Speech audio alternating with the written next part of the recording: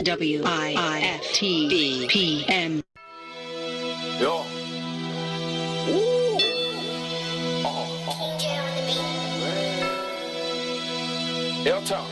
Bitch.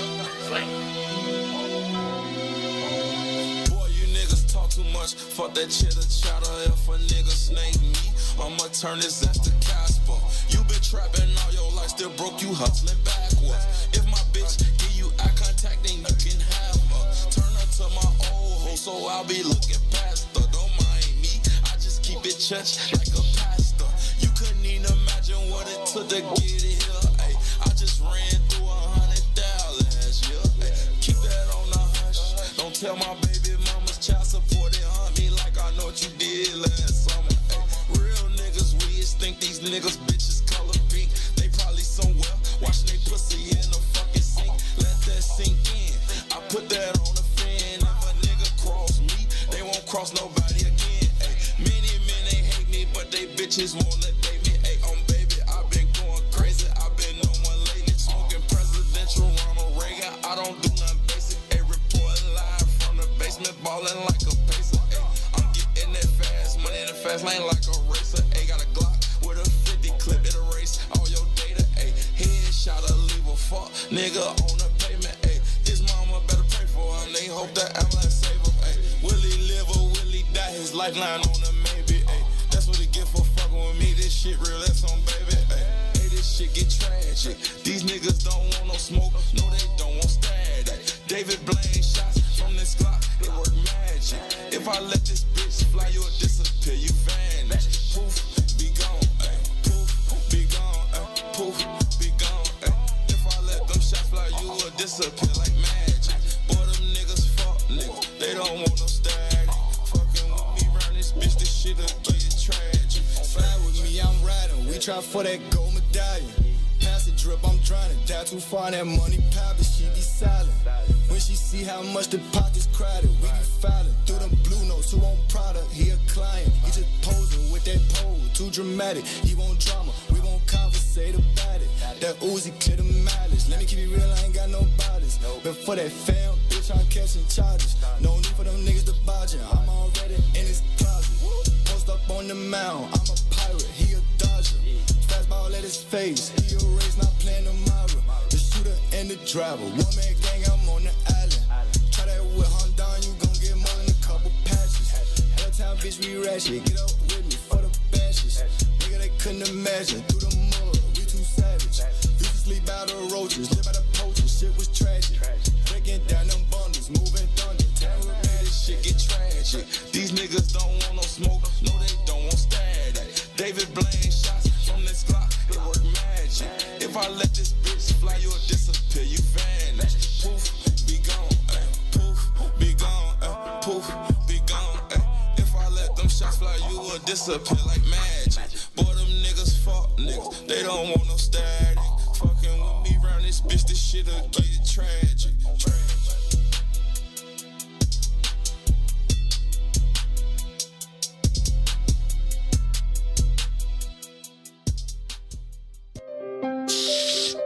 Drew, why you be doing the boys like that, putting them all in their feelings? I don't know. Shit, I can't help it. Nah, cause I be riding in the new whips. Yeah, and shitting on these haters. Yeah. They say I got a problem, huh? Keep bearing these foreign whips. Why you doing like that? They say I got a problem. Cause I keep a bad bitch. Don't flag. They say I got a problem, huh? Fucking these racks up. Don't do them like that. They say I got a problem, huh? I stay designer down. They say I got a problem. Yeah.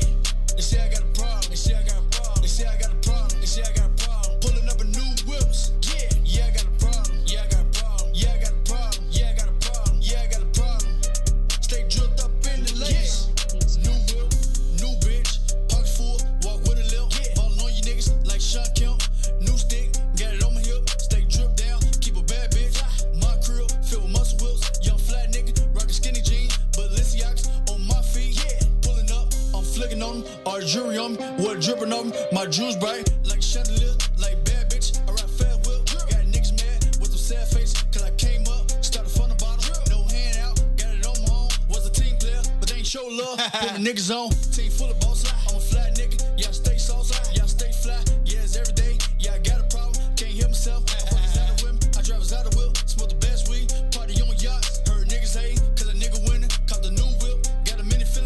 big dog, pop my shit. Got some young niggas that's with the shit. When I'm in the club, I'm standing out, sitting over attention. My jury loud, it's a light show. Hope it rinse up, just lit it up. About to steady come, all my bitches love me, all my niggas hustle. Don't love these hoes, I ain't with the cuff. They say I got a problem, huh? Keep bearing these foreign whips. Why you do 'em like that? They say I got a problem, cause I keep a bad bitch. Don't flag. They say I got a problem, huh? Fucking these racks up. Don't do 'em like that. They say I got a problem, huh? I stay designer down.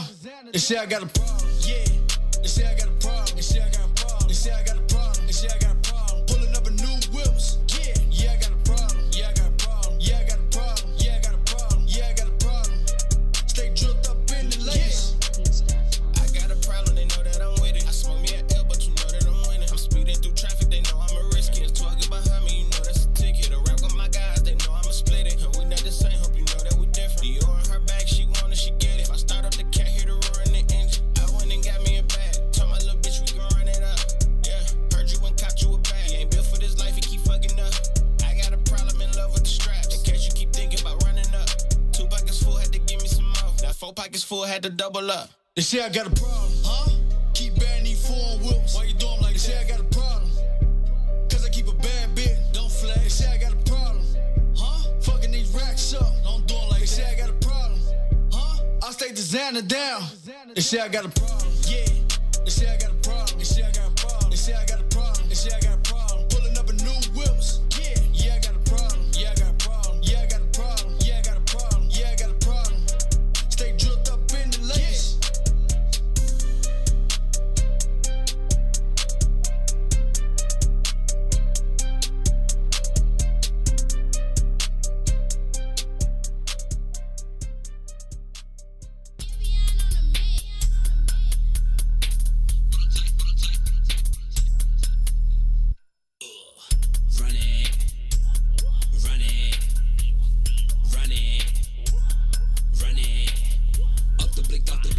Stacking this money to the ceiling. Big trapper business, granny told me get it. These niggas all frauds, pillow talking bitches, been here from the start. No amount of pussy keep me from the money, took them L's before. Man, niggas already know what it is, man. Ill motion shit, you already know. Run it, run it, run it, run it. Mattress was my bank account. Shorty blinking movies like he Paramount. Can't compare amounts. Always to the paper, even in the drought. Run it, run it, run it, run it, run it, run it, run it. That's why we shine wherever we go. We shine wherever we go. We shine wherever we go. We shine wherever we go. Lord, Lord. Welcome to the mind of a pothead. On my head, see a young nigga got dressed. We don't give a fuck what the cop said. I'm living a legacy. So even when I die, I am not dead. Nigga, I am not dead. Fuck with me.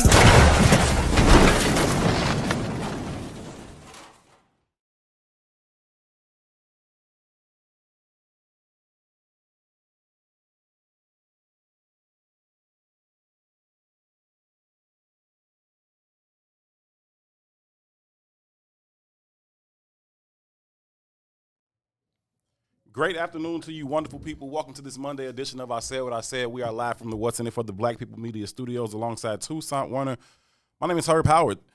Each and every weekday, 3 to 6 p.m., we get together right here with you guys. We discuss issues impacting the black community, how those issues impact us as individuals, but also how they impact us as a collective. And along with your help, we talk through many of those issues in hopes of finding the optimum solutions for how we can overcome those issues. Again, overcome them as individuals, but more importantly, overcome them as a collective. Thank y'all so very, very much for choosing to be a part of this conversation. We greatly appreciate each and every one of you all being here with us. As always, your input is valued. It is certainly appreciated. This is an interactive conversation. It is not just for me and Two to talk to y'all.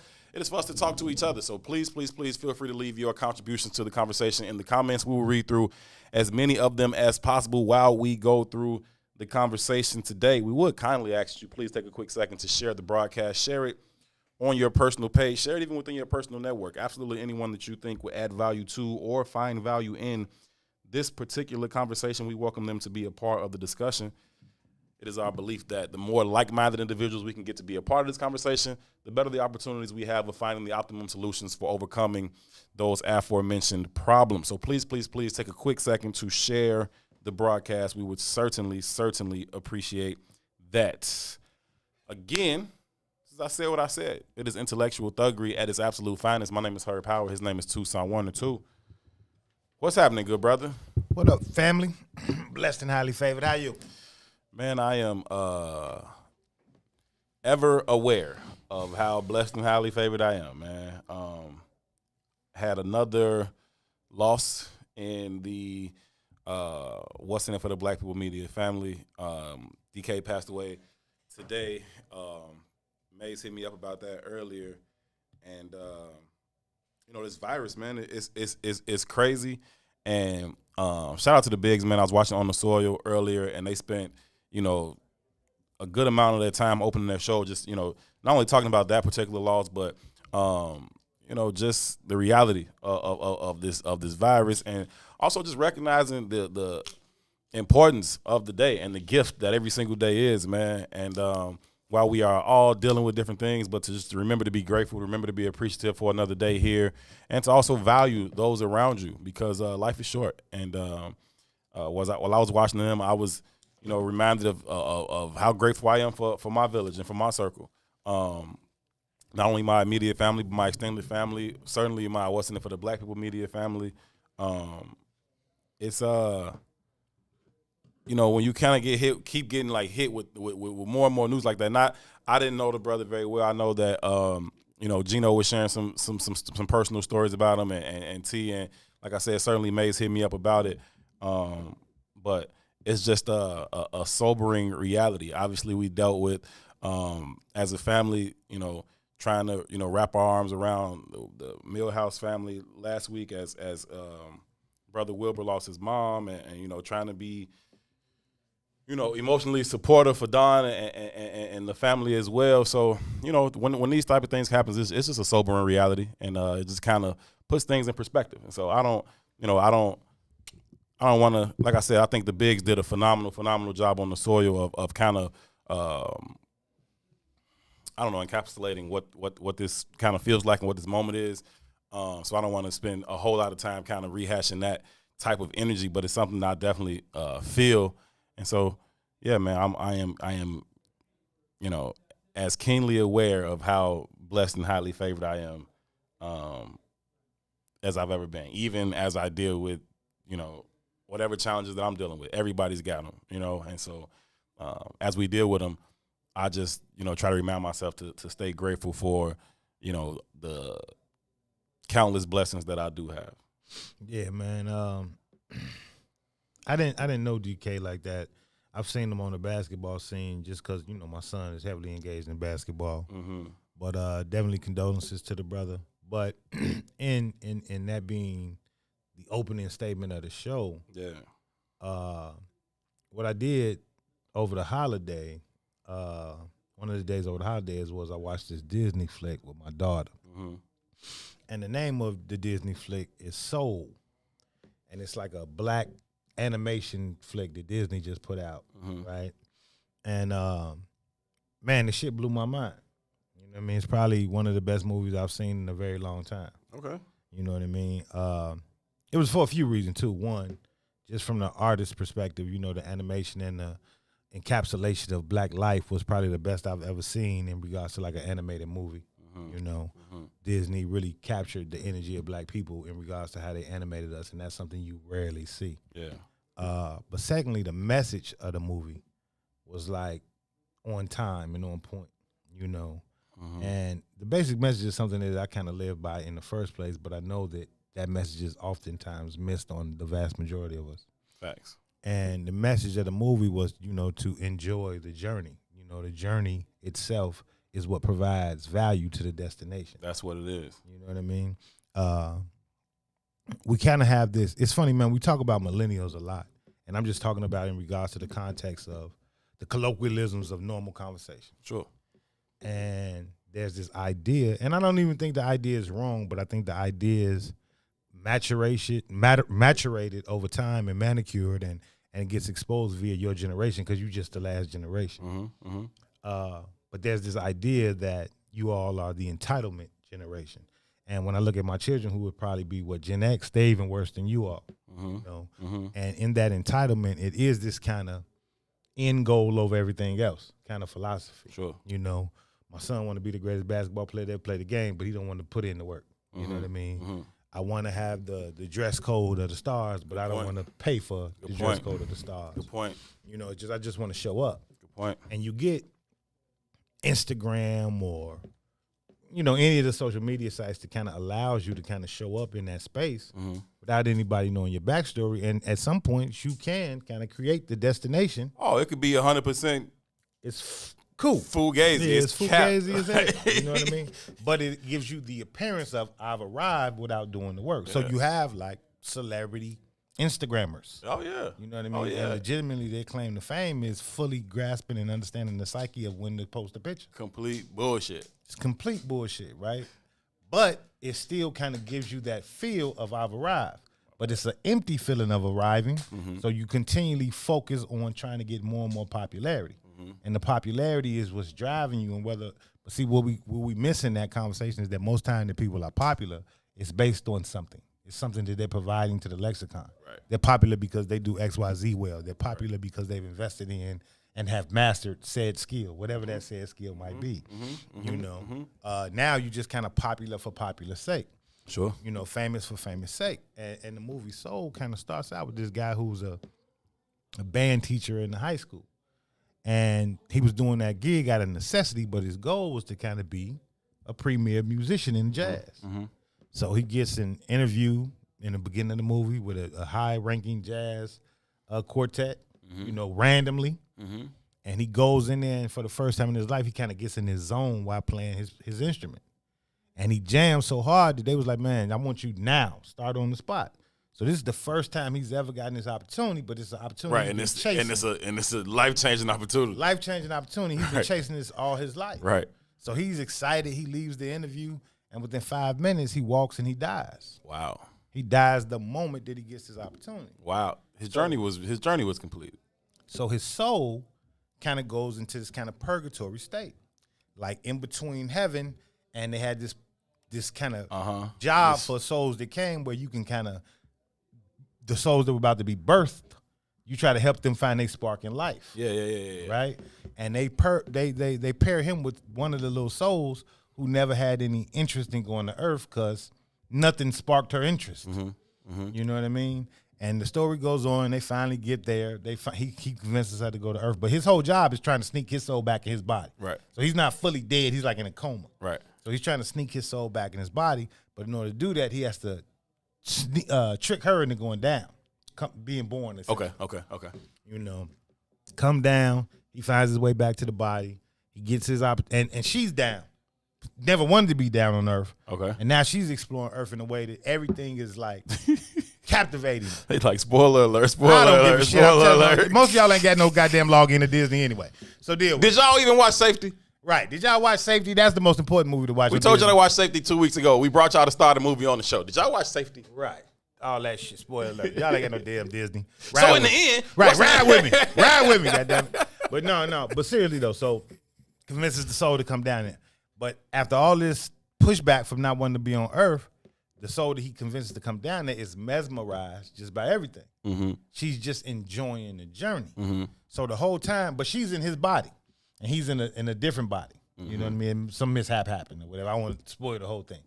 But in his journey, in his body, she's exploring sides of him that he hadn't even explored because he lost sight of the beauty of just life. Yeah, focusing so hard and so heavy on his dream. You know what I mean? So he finally gets the opportunity to come back to life, and he goes and plays at this big thing. And when it's done, he's looking and waiting to feel something, and he don't feel nothing. He was like, "Wait, this was it? This is what I've been waiting on? This is what I've been waiting on?" Candace and Boosie watch Safety. Appreciate y'all. Yeah. So, but the message was, you know, Boosie watched it twice. We missed the value in the journey when we so keyed in on the destination, and just the journey itself is beautiful, man. and it provides so much value in other aspects and in other ways, you know. So Maze is telling us to zoom out. Why is that? Maze be trying to produce from remote locations, and he's not wrong. I don't love the camera view that I'm on right now, but it's not allowing me to adjust it from where I am, so I'll have to do it on break. Yeah, okay, well, whatever. Yeah. But yeah, it was a good flick, man. It just kind of, I think, you know, it's a kids, it's Disney, so it's marketed to children, but I think it's something that adults really need to see, you know. And again, I go back into this conversation about 2021 being the year of maturation, but it's the year of spiritual maturation. Mm-hmm. You know what I mean? And I think sometimes we miss that. Even it's funny around the movie. So I just could put a quick post up on Facebook, and it got a lot of interest and engagement. Now I'm on this Clubhouse app, who I don't really, you know, I know everybody's kind of fiending to be a part of this app, and I don't know why. It's really some goofball shit to me. Mm-hmm. But either way, because of the post that I posted on Facebook about the movie Soul, later that Saturday or something like that, I got a ping, which I had never got. So it's a ping from Clubhouse. Yeah, and inviting you to join a particular conversation. Invited to join and talk about this particular subject. Mm-hmm. I thought that was interesting too. Yeah, you know what I mean, I actually saw it. It let me know that you was in that conversation. I was in the middle of something, so I couldn't hop in there. But yeah, I saw that. Yeah, that was wild to me. I didn't know they could access you like that. Yeah, I think the Clubhouse thing is I think like any other form of social media, it is what you make it. If you want to use it for complete fuck shit, it's there for you to use for that. Mm-hmm. If you want to use it to be productive, if you want to use it to learn some new skills, if you want to use it to network, that is available to you as well. I think it's something that you know, we can utilize in a few different ways, but you know, it's definitely a lot of buffoonery happening at the Clubhouse. Yeah, I'm not hip because I even though I've been on there for a little while now, I've not really engaged because most of the allure is celebrity conversations. And to be quite honest, I'm just not interested in celebrity conversations. Yeah, no, that part of it be whack, but it's a lot of that, but it's also a lot of other stuff you can get into. They do it's a lot of, you know, stock conversations. It's a lot of tech conversations. It's a lot of, you know, agriculture conversations. It's a lot of that AI, artificial intelligence conversation that we be having that goes on in there too. So if you know, it depends on what you're looking for. You can find what you're looking for, and you can absolutely find, you know, buffoonery as well. It's all there for you if you wanna find it.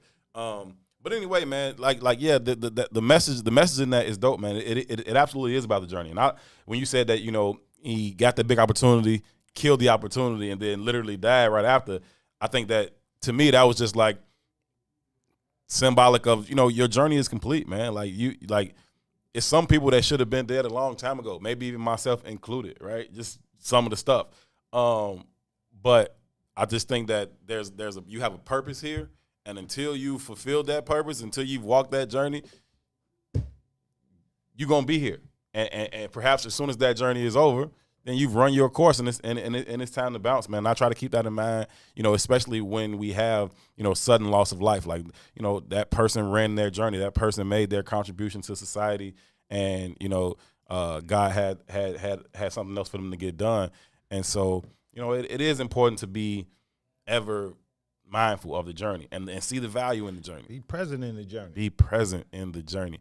Yeah, be present in the journey is it's critically important, man. It's critically important to be here today. You know what I'm saying? To not be so caught up in tomorrow, not be so caught up in yesterday, but just be where your feet are, man. Like, be where your feet are is something I believe in. It's something I try to remind myself of. I got the Carpe Diem tattoo. Like, it's just little subtle reminders to try to remind myself, like, this is the most important thing happening right now. Yeah. Not that thing that might happen next week or 2 years from now or like this thing that's happening right here. This person that you are in interaction with right now, this conversation that you're having right now, be here for that, fam. Put that damn phone down. Like, listen to what this person is actually saying to you, and be present. That is a critical part of the journey that I'm certainly continuing to evolve and grow into, and try to, you know, just recognize how important those things are, man. They say that's the definitive for depression too.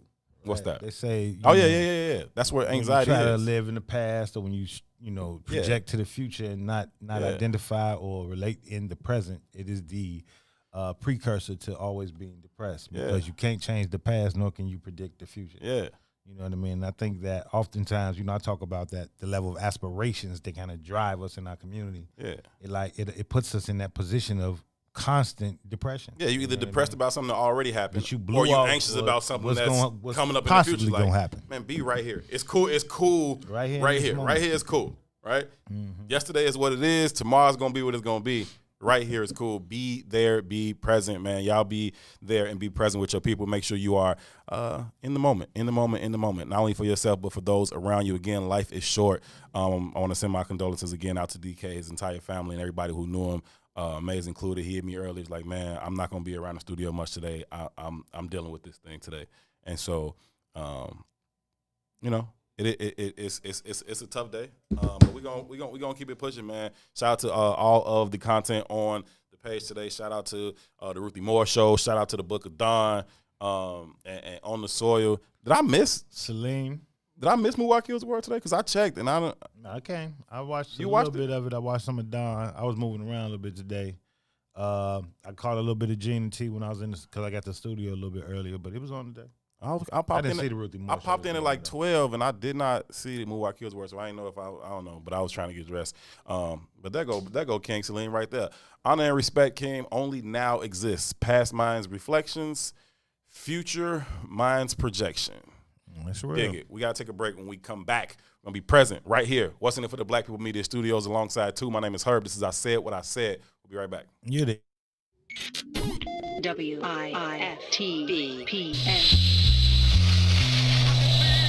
Shout out to the Bigs. They just wrapped up another edition of On the Soil. They talked to Eric Davis. I didn't know that brother was like all that cold. I didn't either. You know, Gino is the baseball guy. expert, right? So whatever he say, that's how I'm rolling. So just hearing how he's been talking about him since they actually scheduled that interview made me like look like how cold was this dude? It's legit. Shout out to Don for the guest look. Yeah, Don is the deal, G. Guest look is outrageous. Don is the plug. Fellas, I'm ready to get up and do my thing. She is the plug. Don is dead at the With plug. Gino and Mace. Why are we being left out over here? Well, that's not really true. Okay, well, break it down for me. Oh, a wise guy, eh? What she do? She set us up with Scoop. Okay. I've had Scoop's number for a while. Salute.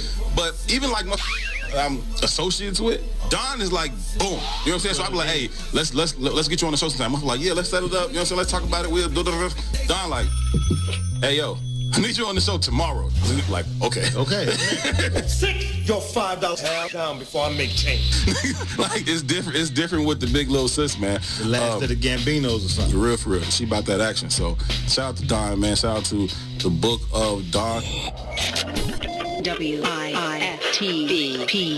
This is retired State Senator Ricky Hendon. This is my new song, Be My Christmas. It's on my House Party CD, produced by house music icon King Farley. It's available on my website, HollywoodHendon.com. And this is our new song, We Getting Lit.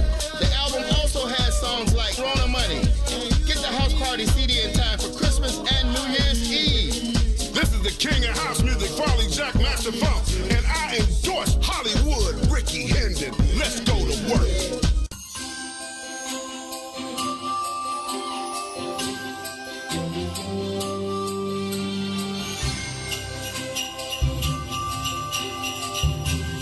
Ty Stroger here. At What's in It for the Black People Media, we would like to wish you and your family a very happy, safe holiday season.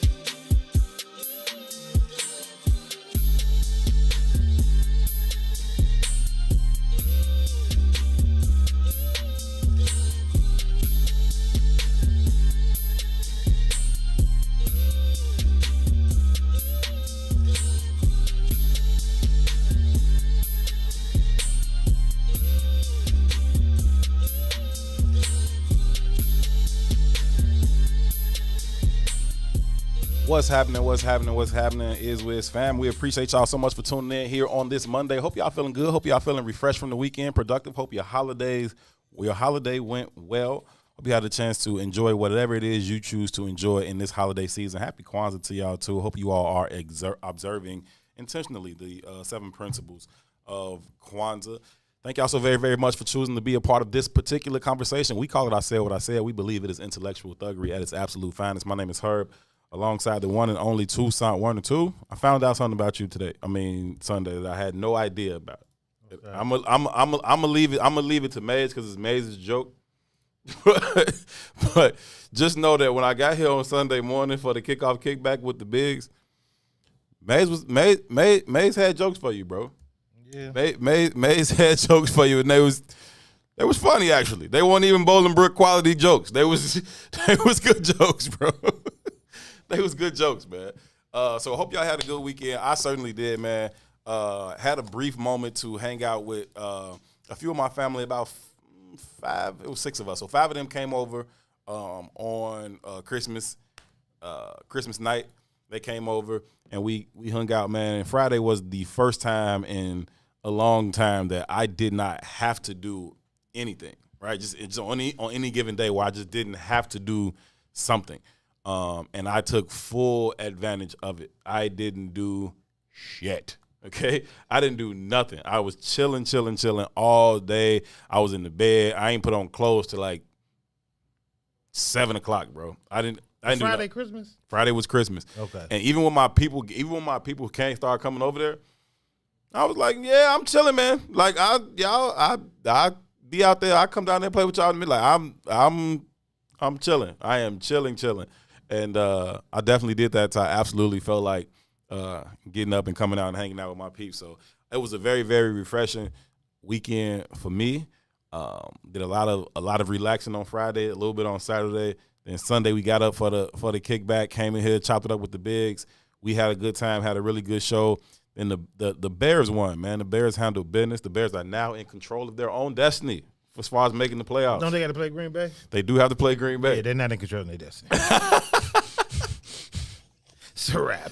That's probably real. That's probably real. The Packers beat the brakes off the Bears just a few weeks ago. So that's probably real. But nonetheless, man, the Bears started out 5-1, then they lost 6 straight games.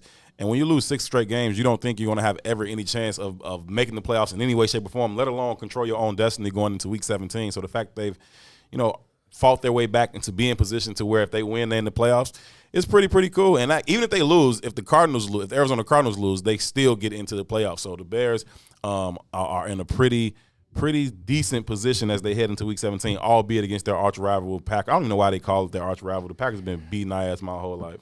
Who the Cardinals got to play? The Cardinals play the Los Angeles Rams, which is not a game that the Cardinals should win either. The Rams are a better football team. So the Rams should lose. The Bears should probably lose. But even if they both lose, the Bears get in. If the Bears win, they get in regardless of what the Cardinals do. So, I'm feeling Bearsy today. So I threw on my throwback Richard Dent jersey. And back to a time when they could play, huh? Yeah, back to a time when they can play, man. My other, Bears jerseys, I got a Brian Urlacher jersey that's probably my favorite Bears jersey, but I just don't rock with the dude no more. Like he dead to me, but I ain't gonna throw the jersey Had away. Some racist remarks or something like that. Yeah, he was. Don't he got a black child though? Does he? I think so. I think he has a baby by a black woman. Yeah, well, listen. I guess the truth comes out. Yeah, listen, man. Fetishize that black box. You know what I'm saying? Like going to partake in some of God's greatest creation is one thing. Liking it is a whole other. Appreciating their people and their culture is a different thing, man. So I don't know, man. But I don't feel comfortable wearing that jersey no more. But I also don't want to throw it away because 1, he's a Hall of Famer. 2, I paid a lot of money for that jersey. Yeah, I feel you, man. At first, man, my holiday started off on some fuck shit. You know what I mean? It's funny, man. We left about it here. For one, I was like protesting Christmas in general. Like I ain't doing nothing. I ain't the hell with that. But then I caught a urge to do something for my daughter, which in turn forced me to do something for my son. But I at least went and supported some black businesses because it was into some stuff they needed. So I grabbed that right before the show. I think it was Thursday. Mm-hmm. And I had the intent of going to a grocery store when I left the show to grab just some food to throw in, to cook something decent for Christmas type of deal. Mm-hmm.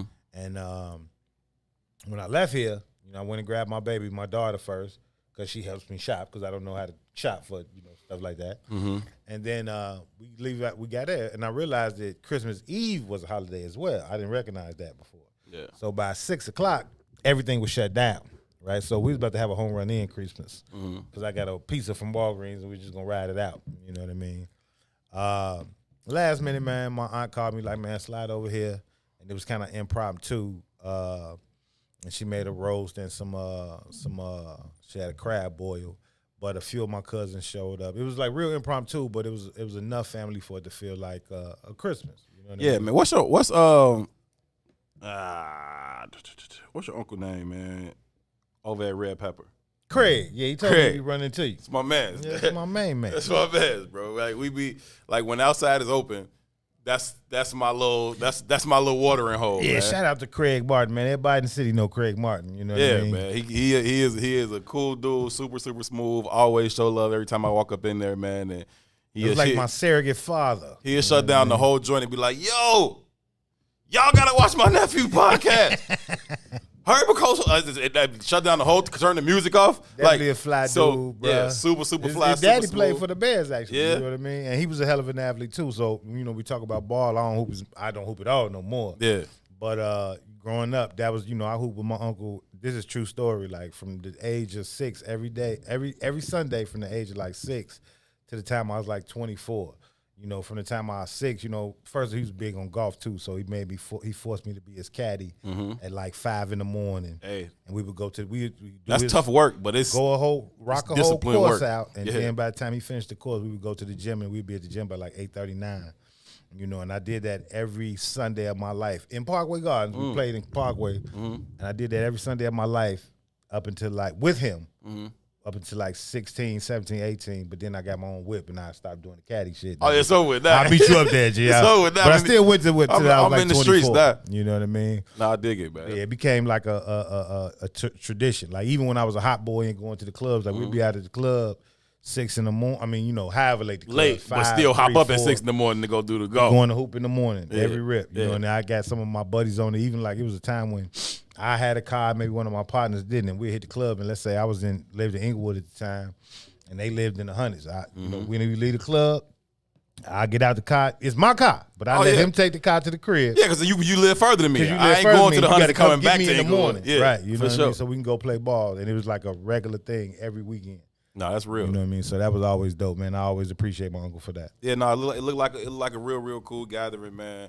Looked like y'all had a good time. Glad y'all had an opportunity to do that. I'm glad y'all saw it important to do, even on some last minute to pull something together. Say, hey, just get a few people together. Yeah, man, and I needed it, man. You need that energy of family, man. It was necessary and it was powerful, man. I just really appreciated being in the moment. Back to the movie, The Soul, and even thinking about DK. Yeah, and this happened before I saw the movie or knew about DK. It's just in that moment, I just appreciate it, man. You know what I mean? It wasn't nothing pre-planned, and just being around the energy of family was it's always dope. It's refreshing, man. It's like a bit of a spiritual gas tank, if you will, just to be around your people. That's just genuine love, just showing love for love's sake. So that's always cool. I miss going to church, man. Church was my spiritual gas station, man. I'm not very religious, but I am very, very spiritual, and something about going into church provides me a different experience than I can get virtually. Like earlier in the pandemic, I would like watch church every Sunday. I would check in on our Wednesday services, and it was like enough to get me back. But the longer it went on, it was just like the more disconnected I became. And I strive to stay connected because I'm just a better person when I'm connected spiritually. And I miss being able to go to church because that is where I get my tank on full to kind of get me through the week. Otherwise, and I like dead ass be noticing it. Like if I don't, when I can't go to church, if I don't go to church, I'll be cool, Monday, Tuesday. I started noticing around like Wednesday, Thursday, I'm cursing motherfuckers out. I'm in traffic. I'm upset. You know what I'm saying? I'm like, yo, I ain't go to church this week, man. Like my spirit is a little bit off, man. So I miss those things, and those little times with family. And this year especially has been very, I don't want to say supplemental, but that's the only word I can think of right now in terms of helping me stay spiritually connected. Man, let me give a quick shout out to who's the white guy behind the glass in the production studio. Who's the white guy? What's going on?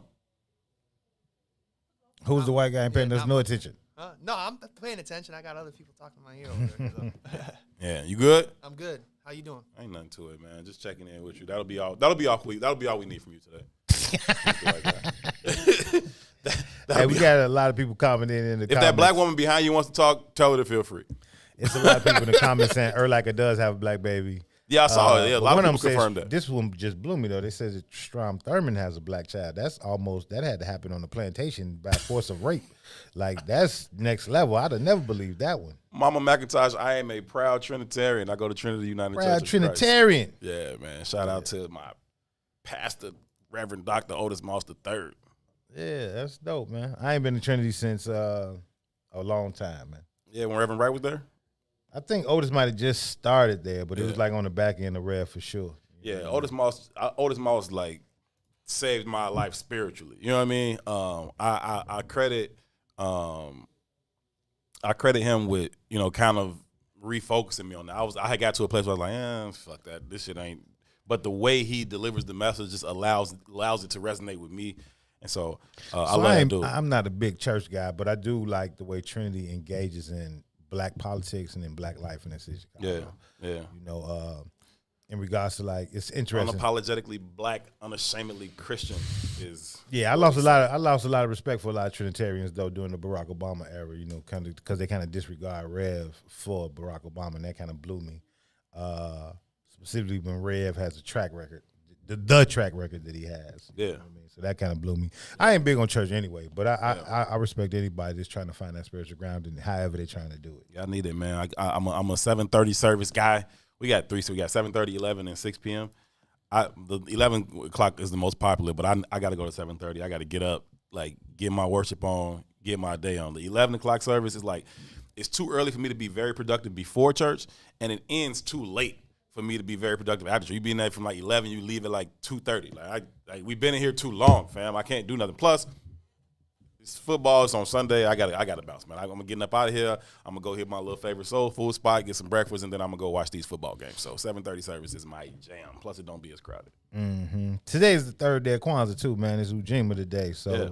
That's you know, collective work and responsibility, man. Absolutely, yeah. Absolutely. And in regards to how we moving and what's in it for the black people, it's kind of definitive of our energy over here. Yeah, you know, so yeah, exactly. Great to shout out the Kwanzaa spirit. Oh, also, man, check this out.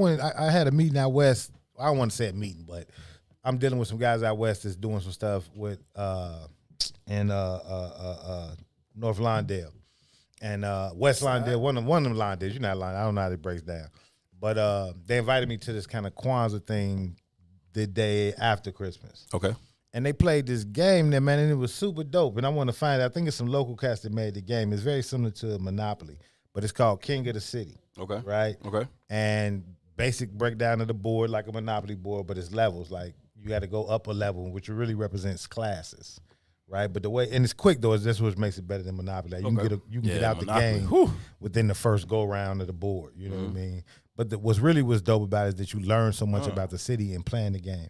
So, like, what is it called again? It's called King of the City. King of the City. Oh, Keys to the City. Keys to the City. Keys to the City. And is it a black-owned game, you know? Yeah, I would believe it is. I couldn't see it no other way. You know what I mean? But every space that you land on, and let's say not something you paying for like gas or jail or, you know, those kind of places on the board that Monopoly has, every other place is a real recognizable property within the city of Chicago, right? And when you land on the board, the way you make capital is, when you land on those spaces, the way you make money is you have to ask a question from a group of cards, and if you get the question right, you get capital, and if you don't, based on where you land, it says you lose money or you just kind of stay the same. So everybody, I got out the first go round of the game. I didn't make it all the way around the board. Matter of fact, none of us made it to level 2. Okay, you know what I mean. But it was real dope because you find out stuff that you didn't necessarily find out. Like, one of the questions that really, really blew my mind was like, name the last 4 mayors. Right, excluding the current mayor, right? So I'm going back. I can't do it. And I got all the way back to Harold Washington. I'm saying, no, that's 4. In my mind, I'm saying that's 4. That's, you know, you got Rahm, Daley, Eugene Sawyer, Harold Washington, right? I forgot about Sawyer. Right. So, but check game. That was the wrong answer. There's somebody in between? Yeah, there's somebody in between. And what the in between was, you remember? So Eugene took office after Harold Washington died. Right. He was like a temporary post. He didn't get like a full term at any point, did he? He did 2 years, I think it was. Right. You know what I mean? Right. He never. Right. Okay. But there was an interim mayor, and the mayoral office for like 8 days. Oh, really? And, that kind of goes beyond, you don't think of that. And I can't think of his name right now because I don't remember. I wish you would give me 1 week to run this city. I'd go crazy. You know what I mean? I can't remember 1 his week? name. Going it crazy. was a white guy or a Hispanic guy, one or the other, but he was like, man, for 8 days. But it's those kind of nuances in the question. Yeah. You know what I mean? Stuff you just wouldn't necessarily, specifically somebody like, I was a child when Harold Washington was for sure. there. So it just was interesting. Like, damn, I never heard of that. Man, I didn't know that. Who was the mayor right before Harold Washington? Was it Daley? Because Jane was when? Like in the 70s, right? Jane who? The white lady that fake stayed in Cabrini. No, she wasn't never the mayor. She stayed in Cabrini. What's her name even, Jane? Yeah, Jane Burns. She stayed in Cabrini to try to get elected. It was like proving that it was safe type of deal. But they cut off half of Cabrini and like welded the door shut on the other side. I'm tweaking.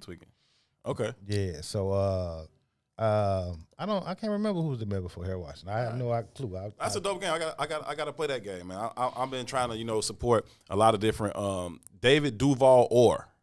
Yep, that's what it was. Absolutely. You know what I mean? David Duval Orr. And I'm sitting there like, I almost called you by your real name for coming through with that. Who's the white guy? But I was What's like, up? that's a lie. That's a lie. You know what I mean? Like, nah, man, it wasn't. Who was David? You know what I'm saying? Yeah. Like, no, it's got to be. But yeah, it was a good game. Then there was other questions that I just would have never known the answer to. Like, what was the top 4 sushi houses in Chicago in 2019? I don't eat sushi, so I didn't know. But William it just Dotson kind of came through. opens the door for different conversations. You know what I mean? Yeah. So it was a dope game, man. No, I feel that. I've been trying to support like more and more black games, and there are a lot more of them that are popping up. One of my favorite ones is a game called Trap Wars from a company, Fam Foolery, and we've been talking with them about doing some things here on the network. I know that Maze has appeared on their game playing virtually during the pandemic. I've hosted a lot of their games virtually during the pandemic, so a lot of different black games that are popping up that I was want to be supportive of instead of just always having the Monopoly, Connect Four, Uno. You know what I mean? Like nothing against those things, but it's some other games out here that I just want to be supportive of.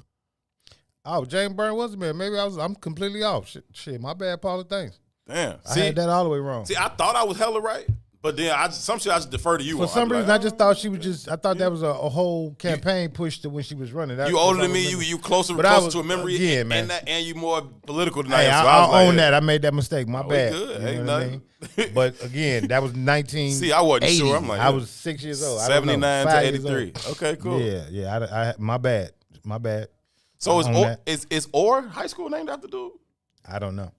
I have no clue. That's interesting. Yo, who's the white guy? Find out what's the name of the high school Orr. Is it named after him? The high school is on Chicago and Pulaski, I think.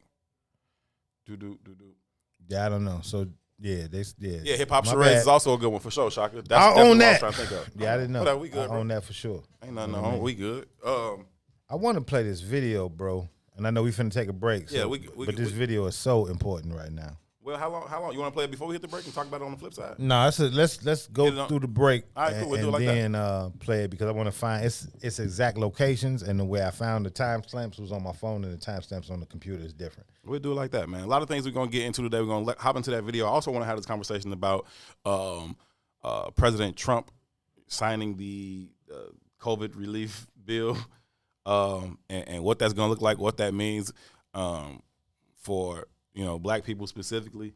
It look like $600. Look like $600, right? Like, what the fuck are we supposed to do with that? What is anybody supposed to do with $600? Pray. You know what I'm saying? Like, you learn all of the basic financial literacy stuff. It's like, okay, make sure you always have at least 3 to 6 months of your expenses and savings in case of whatever.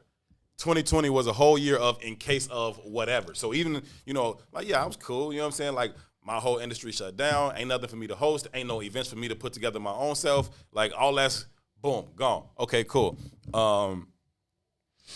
The question is that when you start looking at all that money that they spend abroad and you start to ask yourself, it's funny how like we push the blame back. It's a conversation about Trump or it's a conversation about Nancy Pelosi. Tony said, "Go to the boat." Yeah, but it becomes a conversation about Trump or a conversation about Nancy Pelosi, and we got to understand it. No, this is a conversation with your local politician, right? Because all of them voted on this shit, and all of them allowing you to fail, right? Who are those special interest groups that are putting up that capital that made them force their monies to go other places? It's that $120 you talk about all the time, bro. Oh yeah, I need I'm my going to solidify my $100,000. You know what I mean? But that's real talk. Like, what are those special interest groups that force them hands to spend his money abroad the way they spent that money abroad, the way you only getting $600? Right? When I looked at the breakdowns of like other countries and how much capital they invest in to make sure that their citizens are okay, like we didn't do any of that. Right? I can't speak to them verbatim. But the breakdowns was like 100% of the employer or the work class got, subsidized for this amount of time. 75% of the working class got subsidized for this amount of time. 80% of the citizens got subsidized for this amount of time. And you get to us and it's like at the bottom of the barrel. You know what I mean? And we keep accepting. And that's kind of why I wanted to get into this video, because it's not about the fact that we accept, it's kind of about how we vote for politicians and what we think about how they engage us around our vote. And it's leveraging some hip hop people, and you get to see it's like some outside commentary because it's being played, and then there's someone commentating at watching the conversation, and you see how kind of, I don't know, just kind of rudimentary our ideas are in regards to that, and you know that these people have followings that engage people and they work on campaigns all the time. Yeah. And they leverage our community to go out and just give away our votes without no full understanding of what the fuck is going on. Yeah. No, I feel that piece, and I'm reading a comment from Katie Lindsay. Says, what is gender study? We're giving our money to a country for gender study, right? Like they doing that whole thing. And that was another piece. I'm glad she mentioned it, because it was another piece that I kind of wanted to discuss with you, just in terms of this whole, gender identity culture that we're in right now. It's weird as fuck, and I'm not gonna play the game. I'm just not gonna do it, bro. Like, and I am as liberal, open, understanding, do whatever the hell you want to do as you will ever meet. Like, I don't really give a shit. I'm not judging you. Do your thing. But this whole idea of I'm in a line at a store and a grown ass man is in my way, I'm like, excuse me, sir. And then said sir turns around like, well, I identify as a woman. Dude, fuck you, okay? Like, for real. Like, I'm not even, like, come on. Like, and I'm supposed to be wrong for this? Now I'm supposed to, you don't call people sir or ma'am or him or her. Who the fuck, how am I gonna call one person they? They like to be, refer to them as they or them. Who the fuck? No, it's a grown-ass man in my face. That is a man. Right now, if you going through your transition and you are dressed as a woman or whatever, and I can recognize that you are attempting to identify yourself as a woman, I can respect that. Again, do your thing, but you will not be sitting in front of me as a whole ass man and then try to blame it on me for identifying you as a whole ass man. Like, no, you tweaking. Like, I'm not finna feel bad about it. I'm not finna apologize about it. That's on you, fam. Like, you chose that thing, and that's fine. But you are tweaking. I'm not finna be like, oh, I'm sorry. I thought you was a man. You clearly a fucking man. Tomorrow you wake up, I'm a woman, so I don't call. Fuck you. So you ever think sorry. about how I'm not sorry. Gay rights is at the top of the agenda for political campaigns for the last 20 years, or abortion rights was at the top of the political campaigns for the last 20 years, or in my mind, all of those issues are issues to kind of, it's like the banana in the tailpipe. Right? It's issues that are simple enough for us to identify with and to force and control and dominate our opinions, or dominate our interests, right? Would be a better word to say.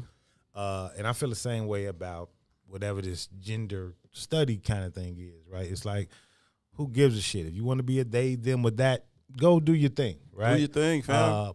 But just like you can choose how you identify, I can choose how I identify you. It's not a big deal to me. And I'm not even choosing. God chose. I'm not choosing. Like, I saw you. You are a man. And again, if I see you, even if I recognize that you were born as a man, but you out here in a blouse and heels or some skirt on, you got some wig on, some makeup and shit, and eyelashes, I at least recognize that you have chosen to identify as a woman. I can respect that. I ain't tripping.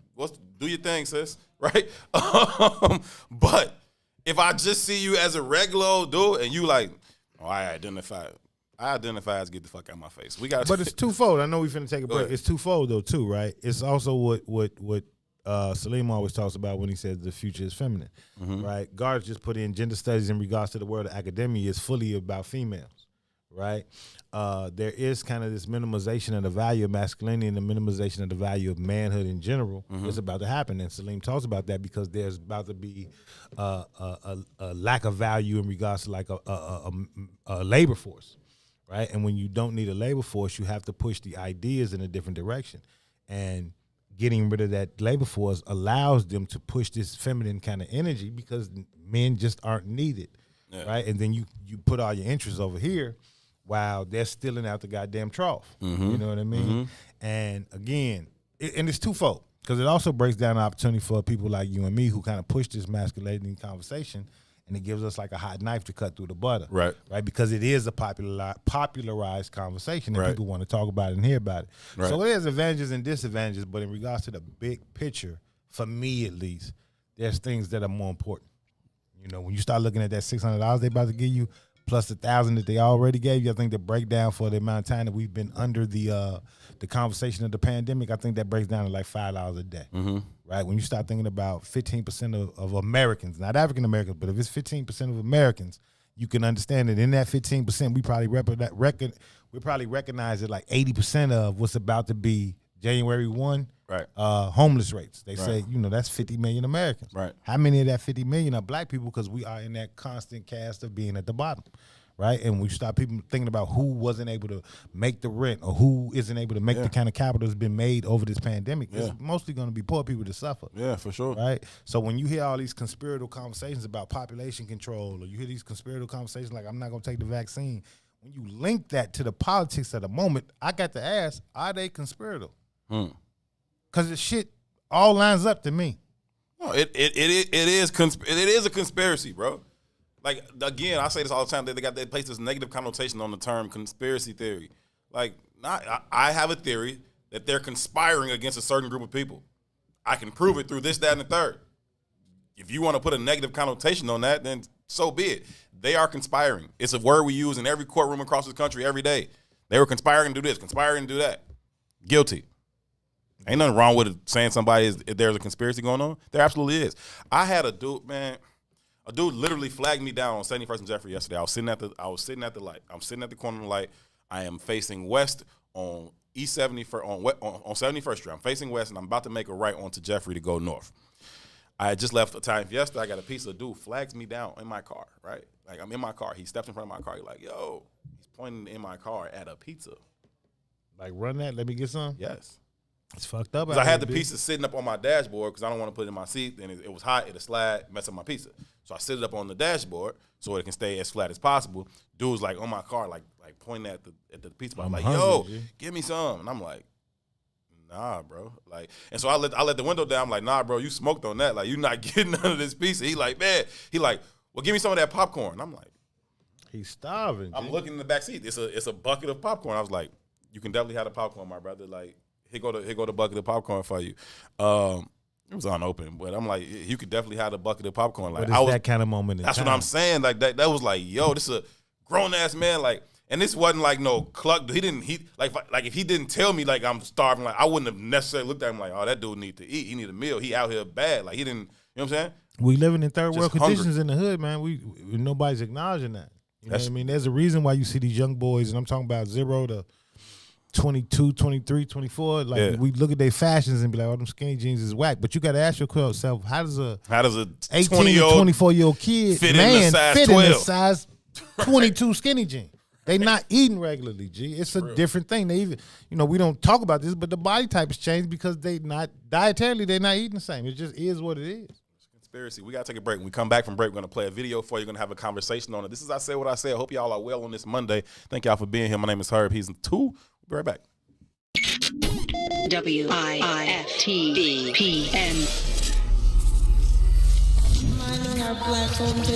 We're hanging out this morning with Michael Drayton. We're talking money.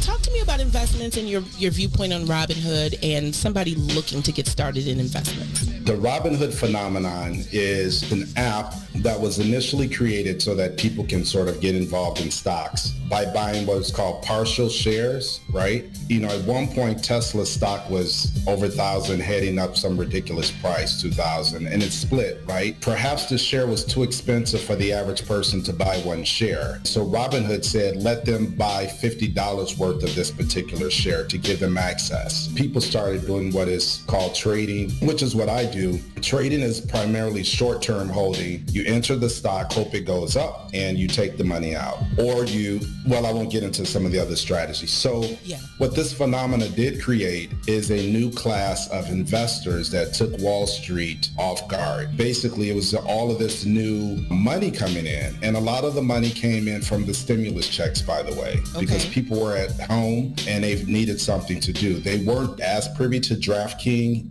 as they are now, because DraftKings is a betting application. Two things. Anytime you get money, whether it's $1 and I can't give specifics out for legal reasons, but there's only two ways you're really making money. You're making money based on appreciation, or you're making money based upon interest coming in. If you're looking for income streams, you have to find money that is paying interest. If you're looking to hold long term, you want to look at more equity long positions with the hopes of the market going up, which is why people buy real estate. Robinhood is but one application that is able to do that. Underlining issues are Wall Street sort of dismissed the Robinhood culture when it started. They're uneducated investors. They don't know what they're doing. They're just following the trend or whoever. And what happened is Robinhood investors ended up creating this scenario where the market started going up because there's so much buying going on and so much activity going in. This is retired State Senator Ricky Hendon. This is my new song, Be My Christmas. It's on my House Party CD, produced by house music icon King Farley. It's available on my website, HollywoodHendon.com. And this is our new song, We Getting Lit. The album also has songs like Rona Money. Get the House Party CD in time for Christmas and New Year's Eve. This is the king of house music, Farley Jack Master Funk, and I endorse Hollywood Ricky Hendon. Let's go to work. From the bottom, but I'm leaving on top. Before I ever put the arm and hammer in the pot, daddy went home, told mama she could leave me on the block. If a nigga need work done, ain't hard to find. If you pay the right price, I be Johnny on the spot. Paid the plug extras just to fit it with a dot. 50 in the drum, only need 3 shots. I be telling these niggas I'm surgical with it. Ain't trained to be asking, I'm trained to go get it. If it's sustained, then you know I'm gon' hit it. Take nobody with me, don't need co-defenders. No lean in my cup, I don't need codependents. No pills in my blood, just a still in some gloves. And the steamer that's built and the bitch that's in love. Cause when I need an alibi, that's where I'm gon' be. West side of Chi, that's the home of 2-3. Used to breaking people cars parked at the UC. Fuck them, Chief said stick 'em, so we stuck 'em. I was leaning dick to these hoes, I don't love 'em. Waited long to get to these flows, I was stubborn. Got shit to say, gotta get it off my chest. Used to have to pack a piece to get a piece of mind. I ain't resting in peace now, so a nigga feel blessed. A nigga from the bottom. From the bottom, but I'm leaving on the top. Focused on the win, I ain't focused on the op. Made it out the streets, but it still fuck the cops. A nigga from the bottom. From the bottom, but I'm leaving on the top. Used to rise and shine, had to get my proper chop. Keeping one up in the pipe, cause the streets don't stop. If you start some shit, nigga, I'ma finish. Knock a nigga foam off the top like Guinness. Sipping, used to be in Houston, steady tipping. Now I'm out in Cali where these niggas set tripping. I stay in my lane, the streets, man, they put me on game. How real you is, got shit to do with your chain and your watch. Real is what pump through your veins, what you doing when the streets don't watch. Life is a song, keep it moving cause the beat don't stop till it put me in a box. Trying to get a bag, and I'ma get to it with a mic or a mask. If you try to stop me, that's the fight for your ass. Used to put the work in the bags, they was busting. If a clucker wasn't smoking, they was dusting. Had them nodding off like they was sipping Robitussin. About bread bullshit, it ain't about nothing. Niggas still capping for the hoes trying to front. 5 in the cipher, only smoking 1 blunt. No gas in they whip, only 1 clip between them. Got 2 guns, but they don't even clean them. Staying in their mama crib, running where your mama live. If you want smoke, I can bring a whole pack. Pull off with your bitch, let her run through the click, or put half on the Uber just to send the bitch back. A nigga from the bottom. From the bottom, but I'm leaving on the top. Focused on the win, I ain't focused on the op. Made it out the streets, but it still fuck the cops. A nigga from the bottom. from the bottom, but I'm leaving on the top. Used to rise and shine, had to get my proper chop. Keeping one up in the pipe, cause the streets don't stop. Henry Hunter Holmes, granny lived in the reds. 2029, first floor. And we are back live from the beautiful What's In It for the Black People Media Studios alongside Tucson One. My name is Herb Howard. This is I Said What I Said. Thank y'all so very, very much for hanging out with us on this glorious Monday. This is the day that the Lord has made. I will rejoice and be glad in it. Tucson. Bless your heart. Bless your heart. Yeah, man. You feel me? Hope y'all are well out there. Thank y'all for hanging out with us on this particular Monday. Kind of had a conversation earlier just talking about, persevering through what has been and continues to be a very, very challenging year for all of us in many, many different ways. I mean, even if you found a way to kind of persevere or even to thrive in this particular year, certainly you've been met with some challenges that this particular year has presented in a very, very unique way. We were talking about the passing of DK, who passed away from COVID, another What's In It for the Black People media family member, man. And so just dealing with that piece and just how we've all been, dealing with these things as they continue to come upon us. And then we kind of evolved into another conversation about what these conspiracies look like in terms of attacking a certain segment of the population. We talk about poor people or you talk about black people specifically. There are things that are certainly in place in all realms of our society, whether you're talking about homelessness, whether you're talking about an agenda that is being pushed through in terms of emasculating the black man. And so those were the kind of things we touched on today too. I know you wanted to play a video. I know it's a long video, so there are some certain clips that you kind of wanted to get to. I don't know if you found the exact spots. I think I found one of them, man. But either way, I think it's important that we rock. So this is a video from Teslin Figaro's page, and if you know who Teslin is, she's like a CNN kind of contributor. She's contributed to CNN, like in regards to like, I guess you would call her a pundit. I don't know. Okay. She worked on the Bernie Sanders campaign a while back. Shout out to Bernie Sanders, man. Good friend of Nina Turner. But this is a conversation about the Georgia governor's race. And they're having this conversation with Killer Mike, Common, some pastor out there that I can't think of his name right now, and T.I.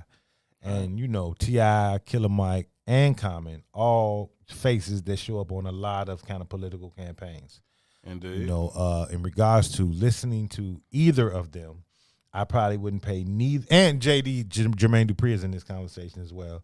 But in regards to like viable information, Killer Mike, in my opinion, is the only guy worthy I was gonna say I like Killer Mike. Engaging in. And even sometimes Killer Mike has some off-base statements, but he is definitely engaged in regards to the electoral process and in regards to like politics and in regards to like the positioning of black people. And not to say them other people aren't interested. And also history, which is important. And not that them other people aren't interested, they just lack information, right? And you can see it in the conversation. And Teslin is like commentating over the video, so it just gives an interesting perspective. And I want to like take specific clips and just play them out. All right, cool. Let's hop into it. All right, bet.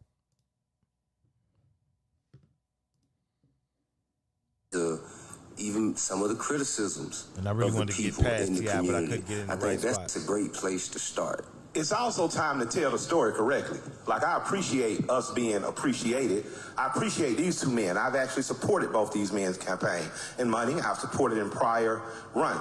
But in terms of hip hop in Atlanta, let's tell the story correctly. We didn't stand with the mayor at a press conference. We stood on the steps of City Hall before she was the mayor. Go ahead, she Mike. She won by 720 votes. Kasim won by a little over 700 votes after me and Tip canvassed the West Side for him. Andy Young has said that the West Side of Atlanta gave him his first congressional seat. That is 1 mile that way, all the way up to Perry Homes. So hip hop has been affected. So my thing is to say, tell the story right.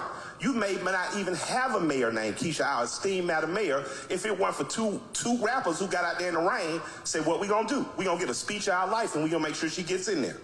You would not have Stacey Abrams as the fearless leader of Fair Fight right now had it not been for hip-hop. Well, what do you mean, Mike? Well, actually bigger than hip-hop for another black woman. Her name is Nina Turner. She's going to run for Congress in Ohio. I employ all people that call themselves progressive or truly democratic want fairness to support Nina Turner, Ohio. Why? Because I was done. with politics. After Bernie walked out, said, man, these folk be playing. They don't want what they saying they want. They just want another joker in a suit. She called me for 2 weeks and said, Michael, you have to get him to support Stacey Abrams. We need to pivot to progressive vote into Stacey Abrams. After the second week, I called Sanders. I said, Sanders, please come out, support Stacey. She deserves it. I'm aware of her work, and Nina has pushed the line for her as well. So the reason, in part, that we have such a national hero is because someone from hip-hop who was actively involved and had been an organizer for 30 years of his life listened to a black woman out of Ohio who said, this is what's needed. So let's give the culture its full due. There you go. The story. You know, slaves didn't just now let's get back to them questions. Go get us. So tell the entire story. You understand? Hip-hop in this town, if Forbes says that the greatest cultural export is rap, R&B, and hip-hop music, that means it starts at the Blue Flame, which is 3 miles that way. It starts at Peaches, which is 3 miles that way. It starts at Allure, which is about 9-10 miles up. But it starts in the juke-jointed clubs that make the Migos, that make Jermaine's next hit record, that has made Tip's hit records, that sometimes they'll play Run the Jewels if I'm in there, right? So what you have in Atlanta is a unique environment and an ecosystem where politics, money, and the culture have coexisted. And I would encourage our guys to embrace that more, because I think we can get them in office. I'm pretty sure we can. But after we get in office, we can't be energy-minded, and that's not a shade. That's right. We have to be policy-minded. That's right. Policy is to protect concert venues and workers that cannot work for the last year. Are you going to jump behind that bill that's talking about saving the stages? The Saving the Stages bill, I forget the name of it. Are we going to make I told you he was going to correct it. Didn't I tell you he was going to correct it? You know, when we ain't in office. Are we going to make sure those clubs don't get pushed out when casinos come to Atlanta? Because casinos are coming to Atlanta and Georgia. What's going to happen to the juke-jointed clubs that have made this billion-dollar industry? Will the studio district, where we record at, where Tip's studio is, where Big Boy studio is, continue to be treated differently than the movie district? Because if you got any type of movie production, you can stay over late as you want to, you do what you want to. If in the studio, they was talking about closing us at 2 in the morning. You don't even get lit at 3 in the morning. So I want to just say to hip hop, this is not even for the candidates. Be specific in what you ask for and be policy minded in what you ask for. But Mike, can I? You can interject at any time. Everything you said, I support. Besides, you know I'm an energy dude, right? I'm sitting over here with this policy. Man, fuck all of that, Get slaves free, bullets and policy. Okay, but tell me this.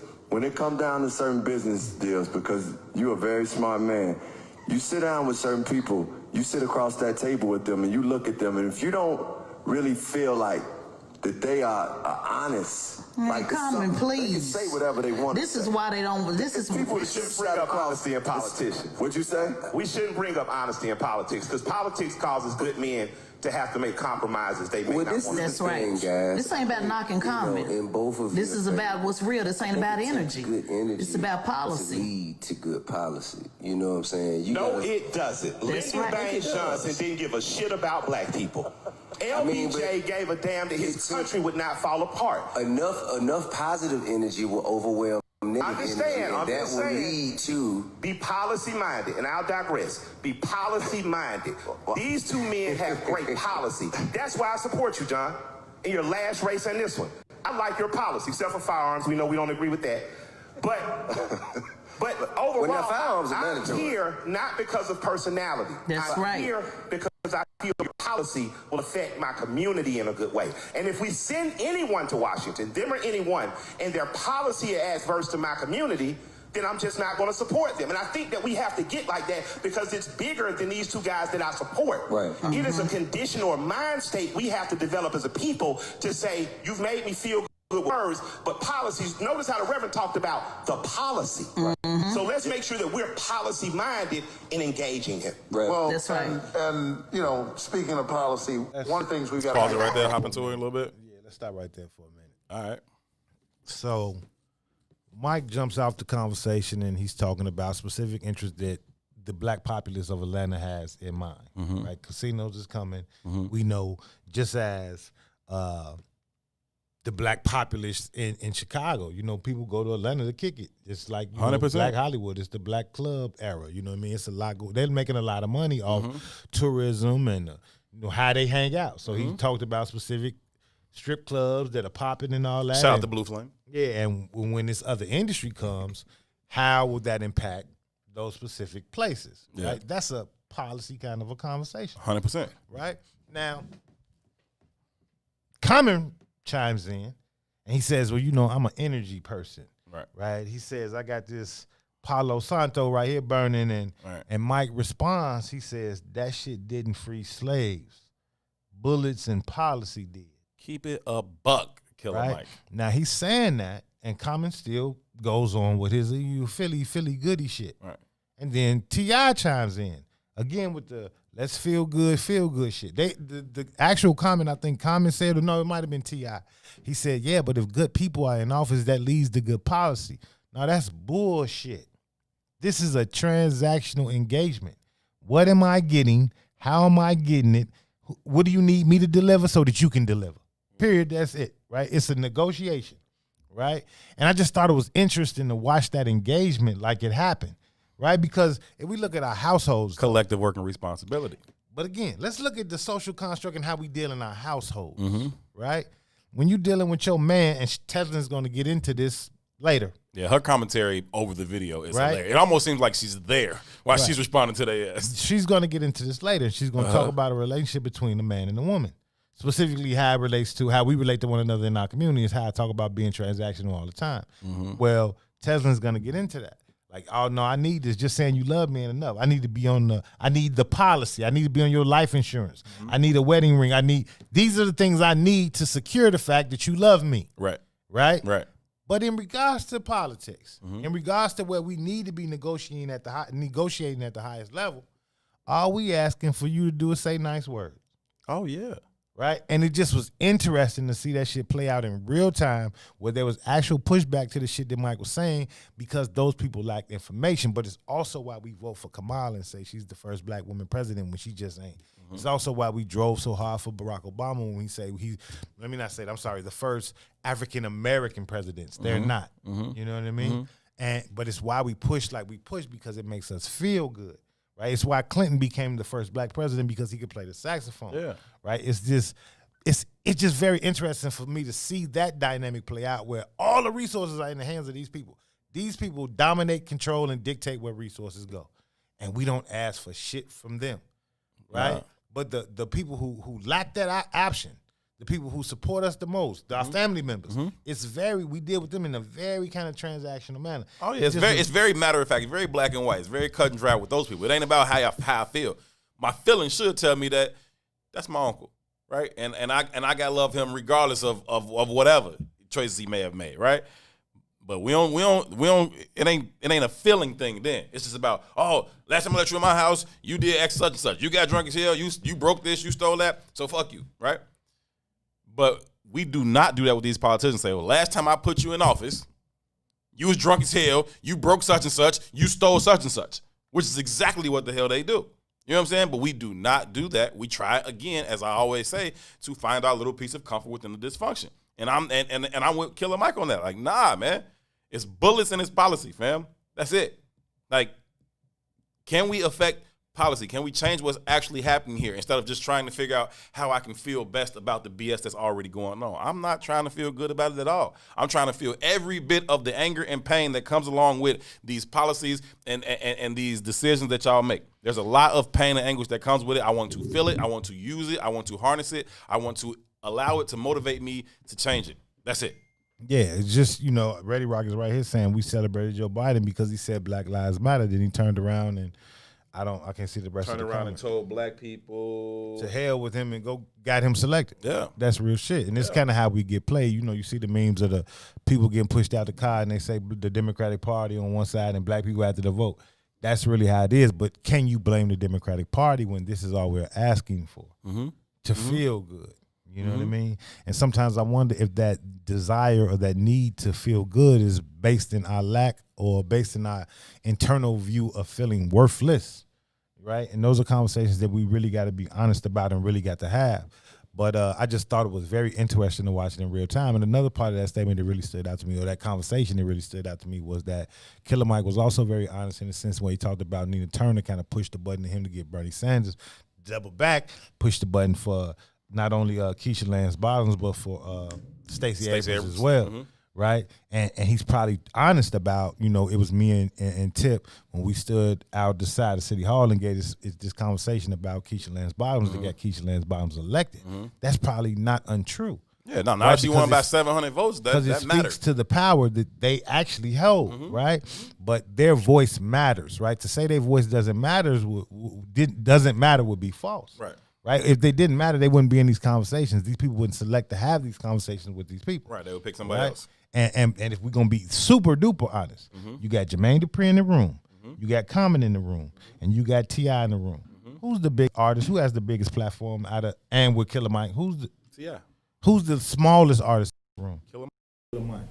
So his platform is the smallest in the room. And he referred to that. In regards to our community. He referred to that. Even when he was talking about, going to the local jukebox joints, right? Where these records get broken, these Migos records. You're going to hear these records. They might play mine when I show up. They might play my record if I'm there, right? Even though I am the most well-versed in this, I am the most passionate, I'm the most experienced in this thing. But, my music is a little different than say, T.I.'s music. Although Killer Mike is a phenomenal artist and his shows, his concerts be lit every rep. Run the Jewels is fire. No, I rock with Run the Jewels, and I'm not negating his artistry. I'm just saying in regards to this kind of a platform, if you say me and Tip got Keisha Lance Bottoms elected, reality is you probably had like 20% of that. Tip probably had 80% of that. Yeah. Because he can move people to action just off his words because of how large his platform is and because people deem to trust in celebrity, specifically our people. Let me ask you this, though. With Killer Mike having done all of the legwork, all the groundwork in the forefront of that piece, in the forefront of that piece. Oh, good call, bro. My fault. Yeah, we all the way out of there. We looking at the train. I don't even know. Oh, I bet you I know what happened. The thing must have just came back and allowed me to control it from here, which it wasn't allowing me to do for a long time. Maybe that's not what's happening. Maybe that ain't it either. Let's just switch to this one. My bad, y'all. Yeah. Anyhow, so if Killer Mike has done all the groundwork, right? He's the one that's well read and well researched, and he has those political connections to say, somebody from Ohio calls me, right? If he can then pick up the phone to then call Tip and say, hey, Tip, I need you to come over here and bring this 80%. By, what is it, the transitive property? Killer Mike is responsible for the whole 100. But for Killer Mike, T.I. wouldn't be there. You know what I'm saying? So even if it's like, yo, I got an idea, and I know we need to be able to make this impact. I got the idea, but I can't necessarily make this impact. Let me call Two. Two, here go the idea. How do we get this done? I need you to bring this together, right? And I'm with it. Yeah. Right? But one, it takes a level of humility from T.I. Right? So even in that room, you saw the pushback. Like, Common should have just shut up. Right? Yeah. T.I. should have just shut up. Right? But because they didn't really have any context to the conversation that Killer Mike was having, even T.I. jumped on the bandwagon with the statement that Common made about good energy. Right? Oh, if good people get in and they have good energy, that's going to lead to good policy. Yeah. Right? Yeah. And what Killer Mike said, no, that's just not true. Right? So when you think about, and what he said, man, politics has the power to turn good men sour because they had to put themselves in compromising positions. It just kind of is what it is. We talk about it all the time that like politics is war on paper. It is what it is. And in war, good and evil don't mean shit. Ain't about that. You know what I mean? What's right or wrong? It ain't even right or wrong. It's what can I leverage? Right. It's what can I leverage and what do I have to sacrifice? What can I leverage and what do I have to sacrifice? And as a bottom cast, we always get sacrificed. But we are also always leveraged, even in the context of when we was talking about COVID, specifically in regards to like DK passing today, right? I just read an article this weekend, man, and in order for you to reach that herd immunity that they talk about, 70% of the population has to have this kind of this virus, not the virus, immunity? but the vaccine. Oh, okay. You got to have the vaccine. Well, without the black populace, you don't get to 70% of the population. You know what I mean? So it's imperative that we get the vaccine because otherwise it won't be herd immunity. Hence, i.e. power, which is why they're pushing that marketing button toward our community so hard, right? Hence why they pushed Kamala Harris to our community so hard because we have leverage, right? In regards to the actual numbers, Hispanics outnumber us in America right now. Yeah, for sure. But they are not citizens. Right. In turn, they can't go to the ballot. Right. Right? So even though they got a bigger number in populace, we have power. Right. But we don't leverage our power because we on this feel good shit. Right? The fact that reparations made it to the stage in regards to like debates this year, we should have had our fucking foot on their necks. Right? Run me my money or fuck you. Period. Right? Right? If y'all but then they said, hey, enough to get up there. we got an AKA and she's wearing Timbs. Right. And we said, oh, fuck that money. Fuck the money. Fuck that money. She got on Timbs. Get that sister G. in. Fuck out of here. Right. Run me my money. Fuck out of here. Fuck out of here. We got to take a break. When we come back, we'll play more from the video. We'll dive deeper into the conversation. This is I Said What I Said alongside two. My name is Herb. We'll be right back. WISTVPN. Where my steppers at? This is retired State Senator Ricky Hendon. This is my new song, Be My Christmas. It's on my House Party CD, produced by house music icons King Farley. It's available on my website, HollywoodHendon.com, various streaming platforms, and CDs. The album also has songs like We Getting Lit and Rona Money. Get the House Party CD in time for Christmas and New Year's Eve. This is our new song, We Getting Lit. Just in time for New Year's Eve. Happy holidays, Merry Christmas. Go to HollywoodHendon.com and get my music. Let's bring in 2021. Ricky Hollywood Hendon. Don't forget me, y'all. This is the king of house music, Farley Jack Master Funk, and I endorse Hollywood Ricky Hendon. Let's go to work. The Chicago Legal Network is the collaboration of attorneys that concentrate in many areas of the law most needed in Chicago neighborhoods. The CLN lawyers focus on personal injury, criminal defense, and other issues. The CLN lawyers all average over 20 years of legal experience and are dedicated to helping the Chicago community. The Chicago Legal Network is committed to developing black lawyers through mentorship and co-representation. So if you were injured in a car accident, slip and fall, or injured on the job, or you need assistance with criminal defense, including driving violations and DUI, check out ChicagoLegalNetwork.com for more information or call 773-912-3545. 773-912-3545. Hey, yo, Ren, turn that up. You know, same old church. Jump in a whip just to take me a ride. Roll up just to ease my mind. Remember them nights, them that lost my life. Ain't been the same since bro them died. Jump in the whip just to take me a ride. Hold up just to ease my mind. Bad bitch and she on the passenger side. Hold up, come and catch this vibe. Jump in the whip just to take me a ride. Roll up just to ease my mind. Remember them nights, them that lost my life. Ain't been the same since bro them died. And the whip just to take me a ride. Hold up just to ease my mind. Bad bitch and she on the passenger side.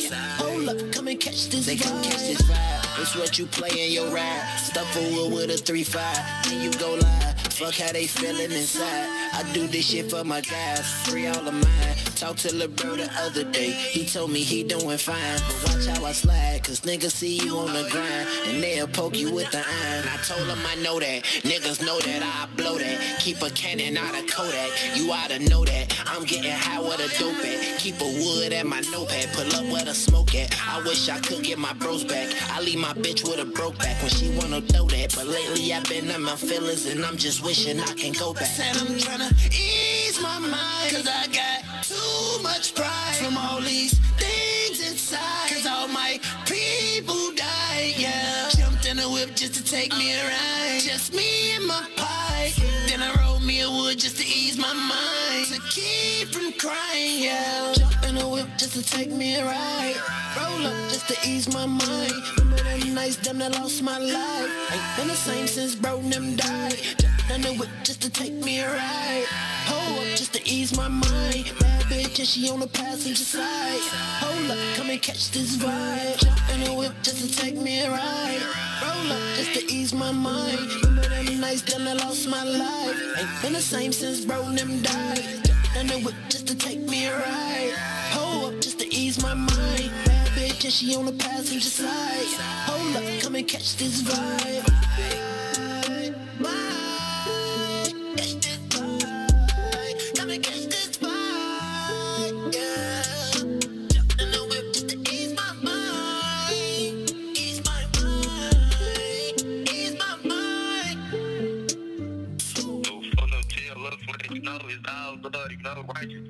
What's going on, family? We are back. We are back. We are live from the What's In It for the Black People Media Studios alongside Toussaint Warner. My name is Herb Howard. This is I Said What I Said. It is intellectual thuggery at its absolute finest. On this glorious Monday, thank y'all so very, very much for choosing to be a part of the conversation. As always, your input is valued. It is certainly appreciated. I love hearing what y'all got to say about the things that we are talking about. I love how y'all provide y'all's perspective. I love how y'all provide historical facts that we may or may not know. Y'all are extremely, extremely valuable to this conversation as a whole, and we thank y'all for choosing to be a part of it. We know y'all could be doing something else, anything else at all. The fact that y'all are here with us is not lost on us. We don't take it for granted, and we want you to know that we appreciate it. So thank each and every one of you all. We truly, truly mean that, and we thank you for it. Whether you're watching on Facebook, whether you're watching on YouTube, we appreciate every single one of you. Also, shout out to Who's the White Guy behind the glass. The white guy, man, holding us down on the boards. Man, you all right, man. You pretty good, man, at what you do. Other than that one thing, I wouldn't trade you for nothing, man. WTWG. Other than that one thing, man, you was all right with me, bro. Wouldn't trade you for a Buick. You understand me? You feel me? Listen, man, we played a video in the last segment. What type of summit was that? Like some type of political summit down in Atlanta? So it was called a barbershop talk. So, Mike has a barbershop. But again, when you start thinking about that influence, they're going to pander to those kind of people to, hey, go get the vote, go push the vote, because we need to get, we need people in the voting booths. You know what I mean? And you all can move seats. So they leveraging those kind of people. And it's not just them. Like, we're talking about Killer Mike. We're talking about JD. We're talking about Tip. But, this has happened with Jay-Z. This has happened with Beyonce. This is, you can span the gamut of black entertainers. Sure. You know what I mean? But it's interesting that when they want to talk politics with our community, that's who they go to, right? And then you think about, we were making jokes a minute ago about you just being a Trinitarian, right? But when Barack Obama ran for president and the conversation of Jeremiah Wright came out to the public, we shunned Jeremiah Wright. And, just because I'm a 95th Street dude, before Barack Obama was even a name in the city of Chicago, Jeremiah Wright was a political influence. Yeah, for sure. You know what I mean? And with a history and a track record. But because he didn't fit into the lexicon of the conversation of assumed power, we shunned him. And his truth that we had followed for X amount of years. And be honest, Barack sat in that goddamn congregation for however many years. That's what I was about to say. Before he had to publicly shun him as well. It's the same context of how we got to shun Minister Farrakhan in order to be publicly acceptable. Man, get the fuck out of here. At the risk of minimizing Reverend Wright's true impact and influence, do you think there was any gamesmanship just in the fact that Barack chose to be a Trinitarian as opposed to whatever the hell? Because of who Jeremiah Wright is, because of how large that congregation is. Or because of what Trinity is. That's what I'm saying. How long you trying to make inroads into a certain community? Man, the man played us all the way through. Yeah, black people who are engaged and conscious, a really good way to reach them in Chicago is right through those doors of Trinity. I'd say Barack Obama found his way to Argyle Gardens because he had a plan to be the president. I'd say he married Michelle because he had a plan to be the president. Everything else part of the plan. I can't see that Trinity Jeremiah Wright ain't part of the plan. Wanted to become the president. I'd say his entire political career and his entire personal life is defined by his desire for power and the presidency. Period. I say all of it. Boom. That's what I was getting to. So I'm glad. Yeah, I agree. I hate having this conversation like this, but what young boy did you know that's not 13 years old right now playing in every AAU circuit that he can because he wants to go to the NBA? What young boy do you know right now that's not picking out schools because he wants to go to the NBA? What young boy that you know now is finding relationships with boosters or local cats that can help him on certain teams because he wants to get to the NBA.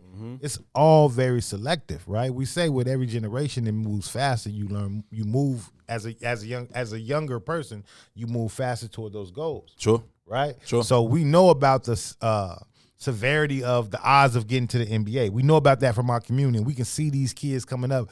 By 7th grade, you're like, this guy's got something. Yeah. Same thing with sports, right? This guy, with football in general, this guy's got something, right? And his whole trajectory is followed along the path of what he's got. I don't know why we would think it would be any different for the Follow your presidency. path to be one And of we got to 450. understand what the presidency represents, right? That ball player, that football player, nobody's really looking into their personal life in regards to what kind of women they date. Right. But if you're going to be the president, That that's matters. part of it. That matters. Right? What church or what congregation are you engaged in? How do you ingratiate yourself into the black context That of black matters. people? Right? Chicago is still Mecca for black people. We got to be real. Cook County is the largest population of black people in all of America. Black people or African American people. Right? This is not New York. This is not LA where you can get, Trinidadians and Jamaicans and all that on one block. These are Negroes of Alabamian descent. Sharecroppers. You know what I mean? Sharecropper descent. Right. And there's a certain culture and a certain energy that moves us toward collective vision, or at least it used to be. Right? I think it's dissipating a little bit now, but Barack Obama came in at the cusp of that. And I don't want this to make this a Barack Obama conversation, but it's about how we're manipulated to telling, make though. the moves that we make. You know what I mean? And if you are that manipulator, and he was a master manipulator. Yeah, as good as there was. He's great for it. So he was grooming himself for the position. That's exactly what Howard just said. It just is what it is, man. You don't find your way to the gardens from Hawaii by accident. Right. You don't get there. Think about it. That's a good point, Man, dog. listen, man. That's a good point. The vast majority of black politicians in Chicago that specifically are not from Chicago, and there are a lot. If you do the math and start looking at their history, they all find their way here via wherever they're from to the University of Chicago. Oh, yeah. Right? And they leveraged the University of Chicago's influence and found their ways into positions of power. Right? Now the Obama Center is going to be across the street from University or on University of Chicago, pretty much on their campus. But when you look at that, whether they be from Ohio or Minnesota, and they from them places, right? When they come here, they're not necessarily engaged in the Chathams or the Inglewoods or the Lawndales. They're not really having relationships with our people, the black people in this town. So there's a disconnect between, man, let me tell you something. If you grew up on the south side of Chicago or the west side of Chicago and you met an Ohio black person or a Minnesota black person that spent their entire life from 0 to 18, 19, 20 in Minnesota or Ohio, their perspective on life is going to be skewed and compared to your perspective on life because the experience is that much different. You know what I mean? I lived in Iowa for 3 years of my life. I had to start asking brothers, why the hell are you looking at the ground when white people talk to you? Like, for real. Like, homie, this slavery's done. Stand up, poke your chest out, be a man, lift your head. Right. Like, there's a inundated kind of philosophy around white power in those small places. It just is because it's so dominant and you can't get away from it. Chicago collectively, specifically in my lifetime, because of the way segregation works, there's this kind of esteem around blackness that we don't really acknowledge that it don't exist in many places. It just don't. You know what I mean? So when I talk to a brother from Cedar Rapids versus I talk to a dude from 71st Street, the conversation is different. It can't be the same. They don't look at the world in the same light. Yeah. It's just not real. So granted, I get the Harvard education, but for my dollar, I'll grab an intellect from Chicago State before I grab that black man from Harvard. Yeah, if we're talking about building towards my interest. And that's the only interest I'm concerned my with. understanding. It's the only interest I'm concerned with. Yeah. Right? Yeah. I don't give a shit how well you articulate the white message. I don't give a shit how they say you speak so well. That ain't my definitive. Yeah. That's not my definitive, and it shouldn't be yours. Yeah, forget all that. Fuck all that. Yeah. I was listening to Salim earlier, man. He was like, they was talking about a few people. They talked about Abraham Kennedy. They talked about Michael Eric Dyson, and they was talking about how well people articulate, right? And at some level, I fully value that and I get it. But how well you articulate has nothing to do with your ability to analytically think, nor where your interests lie. No. How well you articulate in the public lexicon is only about making white folks feel comfortable. You can articulate a bunch of bullshit very well. Like, you know what I'm saying? Like, you can articulate it very, very well, but it don't make it any more substantive than what it is. Like, that's not a real thing. And I appreciate, people and their candor and being able to talk it how they see it. And that is one thing that I appreciate so much about Reverend Wright. And I wasn't at Trinity when Reverend Wright was a little bit, like towards the very, very end, but they were kind of already in that transition to Pastor Moss. But Reverend Wright he's gonna call it how he see it. He's gonna say what it is. And so y'all can play these, 5-second clips of him saying, "God damn America, God damn America." Watch that whole sermon. Tell me he's lying. But even if they don't watch the whole sermon, still goddamn America. My positioning gives me the right to say goddamn America. My positioning gives me the right to be Michelle Obama and say this is the first time I've ever been proud of this country. Even if that's not how I really feel. My positioning allows for that because that is my truth. Motherfucker, you raped and pillaged my people for over 300 years. Why should I be? The fuck you mean? Why? What kind of affinity should I have towards you? Exactly. But that's the space and place we got to move from, and we got to be able to have the gumption and the nuts to stand on those kind of conversations. Yeah, and Pastor Wright certainly has that type of gumption, and he still does. Even in his older age, even after he's had his health complications, you listen to him talk, his voice ain't as powerful the same, he don't deliver it the same, but his brain is sharp as it's ever been, and his heart and his soul ain't never going nowhere. Like, so he's still giving it to you the same way he's always giving it to you, just a little bit different goddamn America presentation. any different than Make America Great Again? That's an interesting dichotomy. Say more. Well, I think when Trump comes out with Make America Great Again, he's specifically speaking to a certain class of person. He's specifically speaking to a certain demographic of person. Make America Great Again. So in the context of how we view it, we're going to ask, well, shit, when has America ever been great? Because we've always been on the shit end of the stick. Yeah. Right? But for the people who've been eating high or living high on the hog, America's been great for a long time. And the only context of why America isn't great right now is because in some way you created a mindset that you're losing ground. And the only way you could be losing ground is if, i.e., our communities or poor communities are taking opportunities away from you. So Make America Great Again is surely an ode to getting back to, let's say, fuck these niggas. So why is goddamn America any different? Yeah. Then acknowledging, hey, we have experienced this as well. Yeah, I mean, there's a prerequisite to something happening again, right? Like it would have had to have been that prior to. And for whom are you speaking? Certainly not for us. Certainly not for us when we talk about make something. But in context and speaking to his demographic, it's the right statement. Let's make America great again because, hey, really, it's about us. This transaction is fuck them people. 100%. And that's why I'm flabbergasted when I see black people championing that particular cause. When I see them wearing that damn hat, when I see Kanye and they're hugging on this man and wearing the hat and all this other goofy shit, and any other black person that's wearing this shit. When has this country been great to us? Like, just tell me. Just tell me when, right? And if you can, cool. Then you can say make it great again. But that ain't never been the case for us, fam. So what the fuck are you talking about? What period of time are you trying to hearken back to? Plantation? Jim Crow? Again, it don't matter to me, right? But it speaks to the power of whiteness, right? Because they can say make America great again, and no matter what we moan about from our community, that statement never disappears. No. Right? It's there. there. Here to stay. It's I was in, again, when my son went to play ball in Arizona. Because when you're in Chicago, you kind of get this kind of masterful marketing. Look, in Chicago, you kind of bombarded you in a bubble of democratic ideas, and in a lot of ways, democratic ideas that kind of placate at least the black thought, if not nothing else. Sure. Right? Sure. There's a billboard on 35th Street that says listen to black women, and it don't say shit else. Right? You don't see that in every space. But on 35th Street, you got to recognize that populace over there is probably 99.9999% black. Right? So you got to communicate to a certain demographic in a certain kind of way. Right.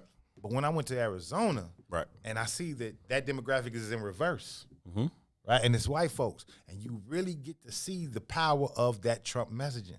It scared the shit out of me, right? It scared, and that's why you get 70 million white voters to say, I'm with this shit. Right? My entire conversation for my son when I was in Arizona, outside of his grades and outside of him being productive on the basketball court, was listen, understand your goddamn position when you're out here in these streets. If you see these kind of signages on these people's plows, it's communicating more than my political affiliation. It ain't about his political affiliation. It's about I don't fuck with you little niggas. That's what that's about. And if you out here by yourself as your daddy, as your protector, I got to put you in the mind frame to understand that it ain't sweet. I'm flying my flag. I need you to recognize what that flag means. They flag. Right? They are flying they flag. And it never goes away. Nah. But if there's a picture of Barack Obama with the Minister Farrakhan that couldn't surface publicly till his ass was out of office. And the minister specifically made it his mission to not let the photograph surface publicly because just standing next to that man would deny him the opportunity to any leverage of power. right? So standing next to Jeremiah Wright where he can say goddamn America, regardless of the context, it denies him the opportunity. And you saw us shunning the message. You see us telling the minister, no, don't put that picture out, G. Don't let him put that picture out. And I get it. For I what? get it from a strategical standpoint. But that strategical But what was the standpoint, return on investment? But even still, it's for an assumed return on investment. Right. I'm with it, an assumed one. Right? But when we're not getting those residuals back, then we got to say, hey, man, maybe we're standing in the wrong polarity. Clearly. Maybe we're standing in the wrong polarity. Maybe we should let our nuts hang and talk our walk and believe in it. Clearly. Listen, Stand behind it with some gumption. Listen, man, we haven't been able to stand in that polarity with that full amount of gumption for an extended period of time as an entire collective in this country, right? When we did, Black Panther thing is right behind you, right? The country saw it as the greatest threat to America that there was, and they came and did everything they could to dismantle, attack, and murder those people. But going back to the statement that Killer Mike said, motherfuck feeling good. LBJ told Martin Luther King, come back and make me fucking do it. Make me fucking do it. Well, how do you make somebody do it when you acquiesce into the shit they ask you to do? You cannot acquiesce to a motherfucker if you got to force their hand. Ain't no acquiescing. Nah, you must be able to deliver a sufficient enough consequence if you don't give me what I'm telling you to give me. Period. That's real. Period. Somebody comes to you the or else. Somebody come up to you want to take something you got, whether it's power, whether it's possessions, whether it's property. Motherfucker, make me give you my shit. Okay, here's the consequence I have for you not giving me your shit. You want to give it to me? Okay, cool. That's sufficient enough. You know what I'm saying? In any negotiation, the minute you acquiesce is the minute you lose. Yeah, period. It's really just that simple. The minute you, in any negotiation, and politics is transactional. So the minute you acquiesce is the minute you lose. And what I'm saying is that we've kind of centered our whole idea around capitulating. And I said it like that on purpose. That's our word. We made that up. Capitulating. Yes. We have a lot of bitch ass habitual capitulators. Habitual gun line crossers. You know what I mean? Tell them about the gun line, boss. Tell them about the gun line. But that's where we find our comfort and our alignment to white supremacy, and our alignment to servitude.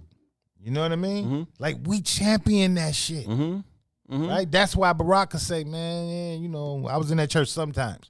When if your ass was there, you saw him every Sunday. That motherfucker there, sitting down there in about third, fourth pew, every rip. Get your goof ass on somewhere, sir. And even as a Trinitarian, I was having arguments with real Trinitarians, and I'm not even a Trinitarian. Well, we had to do that. No, the fuck we didn't. You didn't have to do that. No, you did not. You didn't. You could have said, no, I love Pastor Wright. He speak for us. He always represent our interests. He does so fearlessly. He does so unapologetically. And if this goof ass, wannabe president ass dude can't stand on that, then fuck him too. But we talking about Obama, but I feel worse that you came in my crib every fucking week and then you took everything there was to take, and then it's like, I was never really over there. Yes, the fuck you were. But it's the same conversation with Kamala, right? Kamala's kind of getting picked on right now because she talked about how much she celebrated Kwanzaa. Man, get your ass out of here. Cut it out. You're an immigrant from an immigrant family that came when Kwanzaa was kind of like marginal at best. You wasn't celebrating Kwanzaa, shorty. Yeah. You wasn't. Yeah. But it's that kind of shit that we buy into. Yeah. Right? She's got an AKA jacket on and she's wearing Timbs. And even if you know the history of the Timberland company, they some of the most racist motherfuckers there is. Oh, they come out and tell you, hell, we ain't make these boots for you niggas to be in rap videos. But it's part of the lexicon of our culture. We made these boots for people to climb mountains and hike and for her to shit. leverage those things to be part of our conversation. And be clear, I'm only talking about Kamala because if we being honest in regards to how our community voted, it ain't had shit to do with Joe Biden, even though she's not the president. We didn't make that decision based on Joe Biden. No. We made that decision based on we can get shirts to say because of her, or because, the first black woman president. It's a branding push that makes us feel good. Or feel good about what? Put the name of Harris alongside the name of Truth and like Tubman and like, are you nuts? Are you nuts to compare this woman to Sojourner Truth? Are you nuts to compare this woman to Harriet Tubman? It's silly, man. Like, I know we got to take a break to talk about. You want to get some of the video? My bad. I forgot we were supposed to be playing the video. Let's play this video real fast, and we'll ride it out into the break. This one just kind of exemplifying the stuff we already been saying. All right, cool. Killer Mike was going to correct and redirect the conversation off of energy and feel goods and back to policy. if you've got that's my brother David Perdue and that ain't no shade on nobody up there. That's just what's real. You're not paying attention. And whoever in the comments said 8 months. Don't shade Common. You're in your emotions. And it's just Teslin talking. She's talking over the table. I think she's interested to small in businesses. When we saw a response to businesses, small businesses found themselves at the back of the line. The Shake Shacks of the world. Modeling for social justice, sweetheart. We're not talking about life needing one for the other. We're talking about politics. And that's because they got. It's not a Jill Scott record. It's policy. And small period. businesses. These places. That's why we keep losing. West Atlanta and throughout this area, they don't have high-paid lobbyists to make sure that they have a voice. And so we haven't seen relief. People are about to be evicted out of their homes. I mean, I want to see black folk do well, start businesses. But you all are operating at a level, and I need to see more folk there. But there's some other folk who are really just trying to, who are struggling with basic survival. They're literally about to be evicted. And so we haven't, the evictions moratorium is about to expire. The moratorium on student loans is about to expire. I'm talking about the struggles of just ordinary, salt of the earth people, the folk in these communities. And we have not seen the kind of urgency to this issue. And then we heard what leaked out of the conversation the other day. We heard that Mitch McConnell is saying, hey, we need to pass something. And why did he say it? Because if we don't pass something, he said, David and Kelly are going to be in trouble. And so now we ain't passing this bill because of the people, because we want to own these positions. But what's driving that? What will happen to David and Kelly if we don't? What will happen to David Perdue and Kelly Loeffler if we don't? Not what will happen to ordinary folks.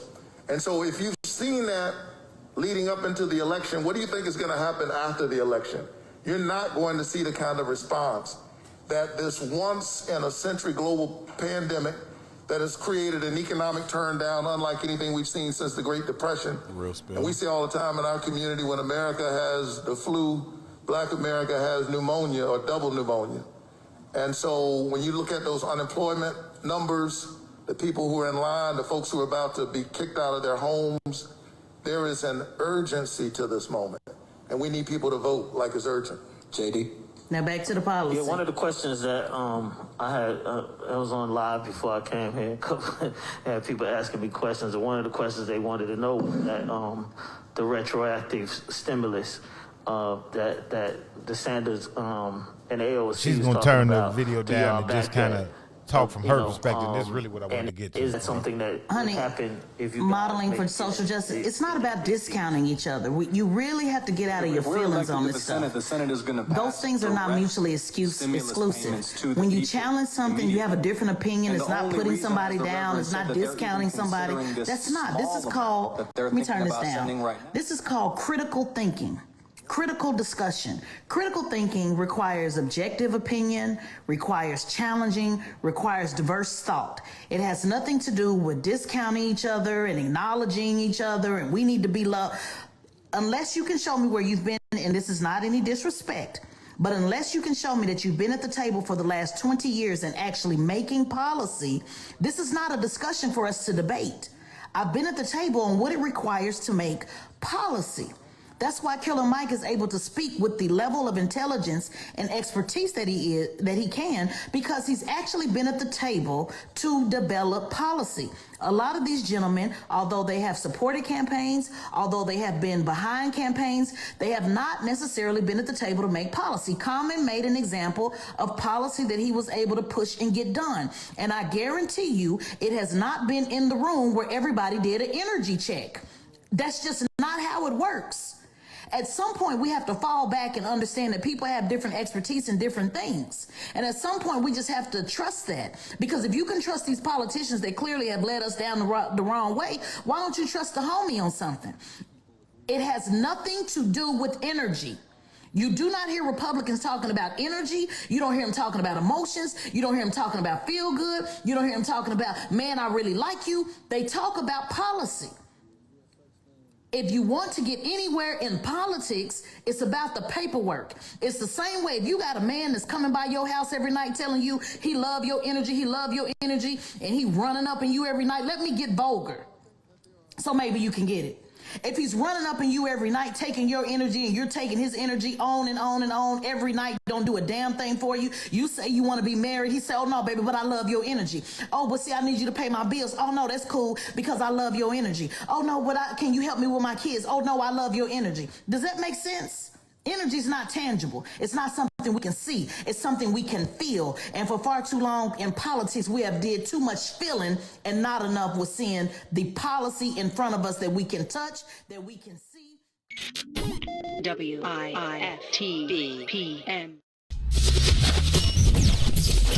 You are tuned in to Minding Our Black-Owned Business. We have now Wanty. And you and Michael talked about some key stuff. Basically, the project needed insurance. I'm now in the space of commercial real estate and trying to understand what that looks like. And so I have a wonderful, normal insurance person that, when I'm doing events and stuff, that covers it. Yep. But what happened is when you have commercial real estate, there's different insurance you need. And when you're getting a loan, my bank wanted 133% of the actual loan project covered, right? And this number was high in the six figures. We got the quotes from bigger companies like the State Farms and the Countryside and all of them. That's who they were with. Mm-hmm. I was getting back prices like between $11,000 and $15,000 for like a 6-month policy, for a construction policy. And we got to eat this ridiculous amount of money. And mind you, it's COVID. My company, there's no money coming in. Everything was stopped. I'm like, we got to do it. We got to get this insurance. Michael did that post. And with me, I'm always trying to support not just Black, but my own. If I know you, it's a trust thing, right? Yep. So I immediately, as soon as I sent that post, I text Mike. I'm like, dude, can you do this? And it was like a Saturday night. He hit Junior. Really? I'm like, oh, give him that contract right now, Junior. We good. And I mean, literally, I didn't know that because we're so used to hearing brands doing insurance. What I've learned during COVID is to stop and really read.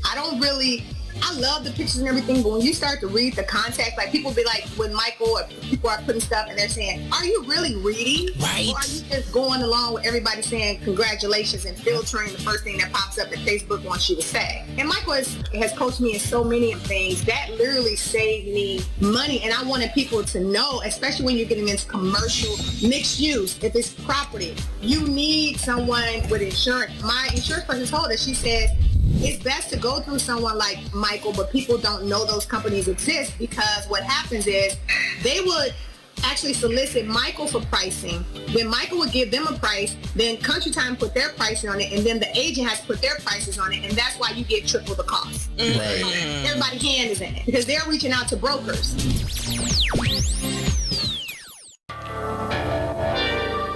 Mellow finesse. Calm and collected. You know what I'm talking about? Bitch nigga disrespect. Till a bitch nigga disrespect. Finesse crew. Finesse clan. Not here. All you hang hoes drop dead. Add up, add mo. Count money, smoke dope. Count money, smoke dope. That's what I do the most. Add up, add mo. That's what I do the most. Styling on you, ho. That's what I do the most. Remember I was broke. Not no more. Count money, smoke dope.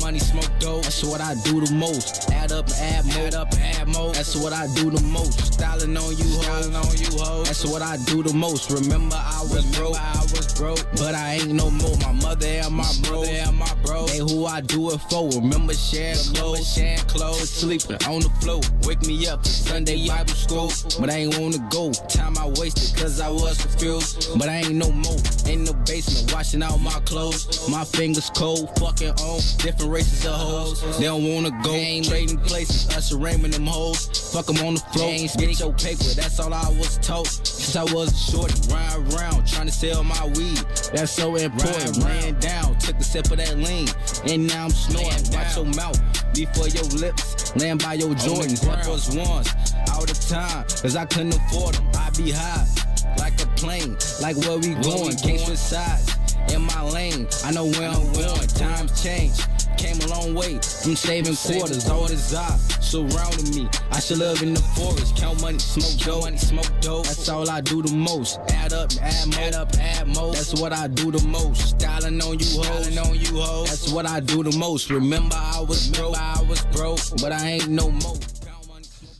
What's happening, good people? We are back. We are live from inside the What's in It for the Black People Media Studios. Herb and 2 here with you till 6 every single weekday, 3 to 6 p.m. Thank y'all so very, very much for choosing to be a part of the conversation. Shout out to the whole What's in It for the Black People Media family. Shout out to all the content that you can check out every single weekday, 6 a.m. to 6 p.m. Friday nights as well, Saturday mornings as well, minding my own black business. Friday nights, Chris the Critic, Go Ladies. Sunday morning, you got the Power Hour with Pastor Keys. Then you got the Sunday Kickoff, Kickback with me, Eugene McIntosh, Terrence Tomlin. Shout out to the Bigs. Shout out to the whole fam, man. We appreciate y'all supporting us. We appreciate y'all rocking with us. Thank y'all so very, very much for continuing to be an instrumental part of what we are doing over here at What's in It for the Black People Media too. I see you. I'm sorry. I see you responding to some stuff. I saw a lot of people that was asking you questions about the video. And I also saw King Salim ask you something about whether or not you was participating in the Karen Hunter show.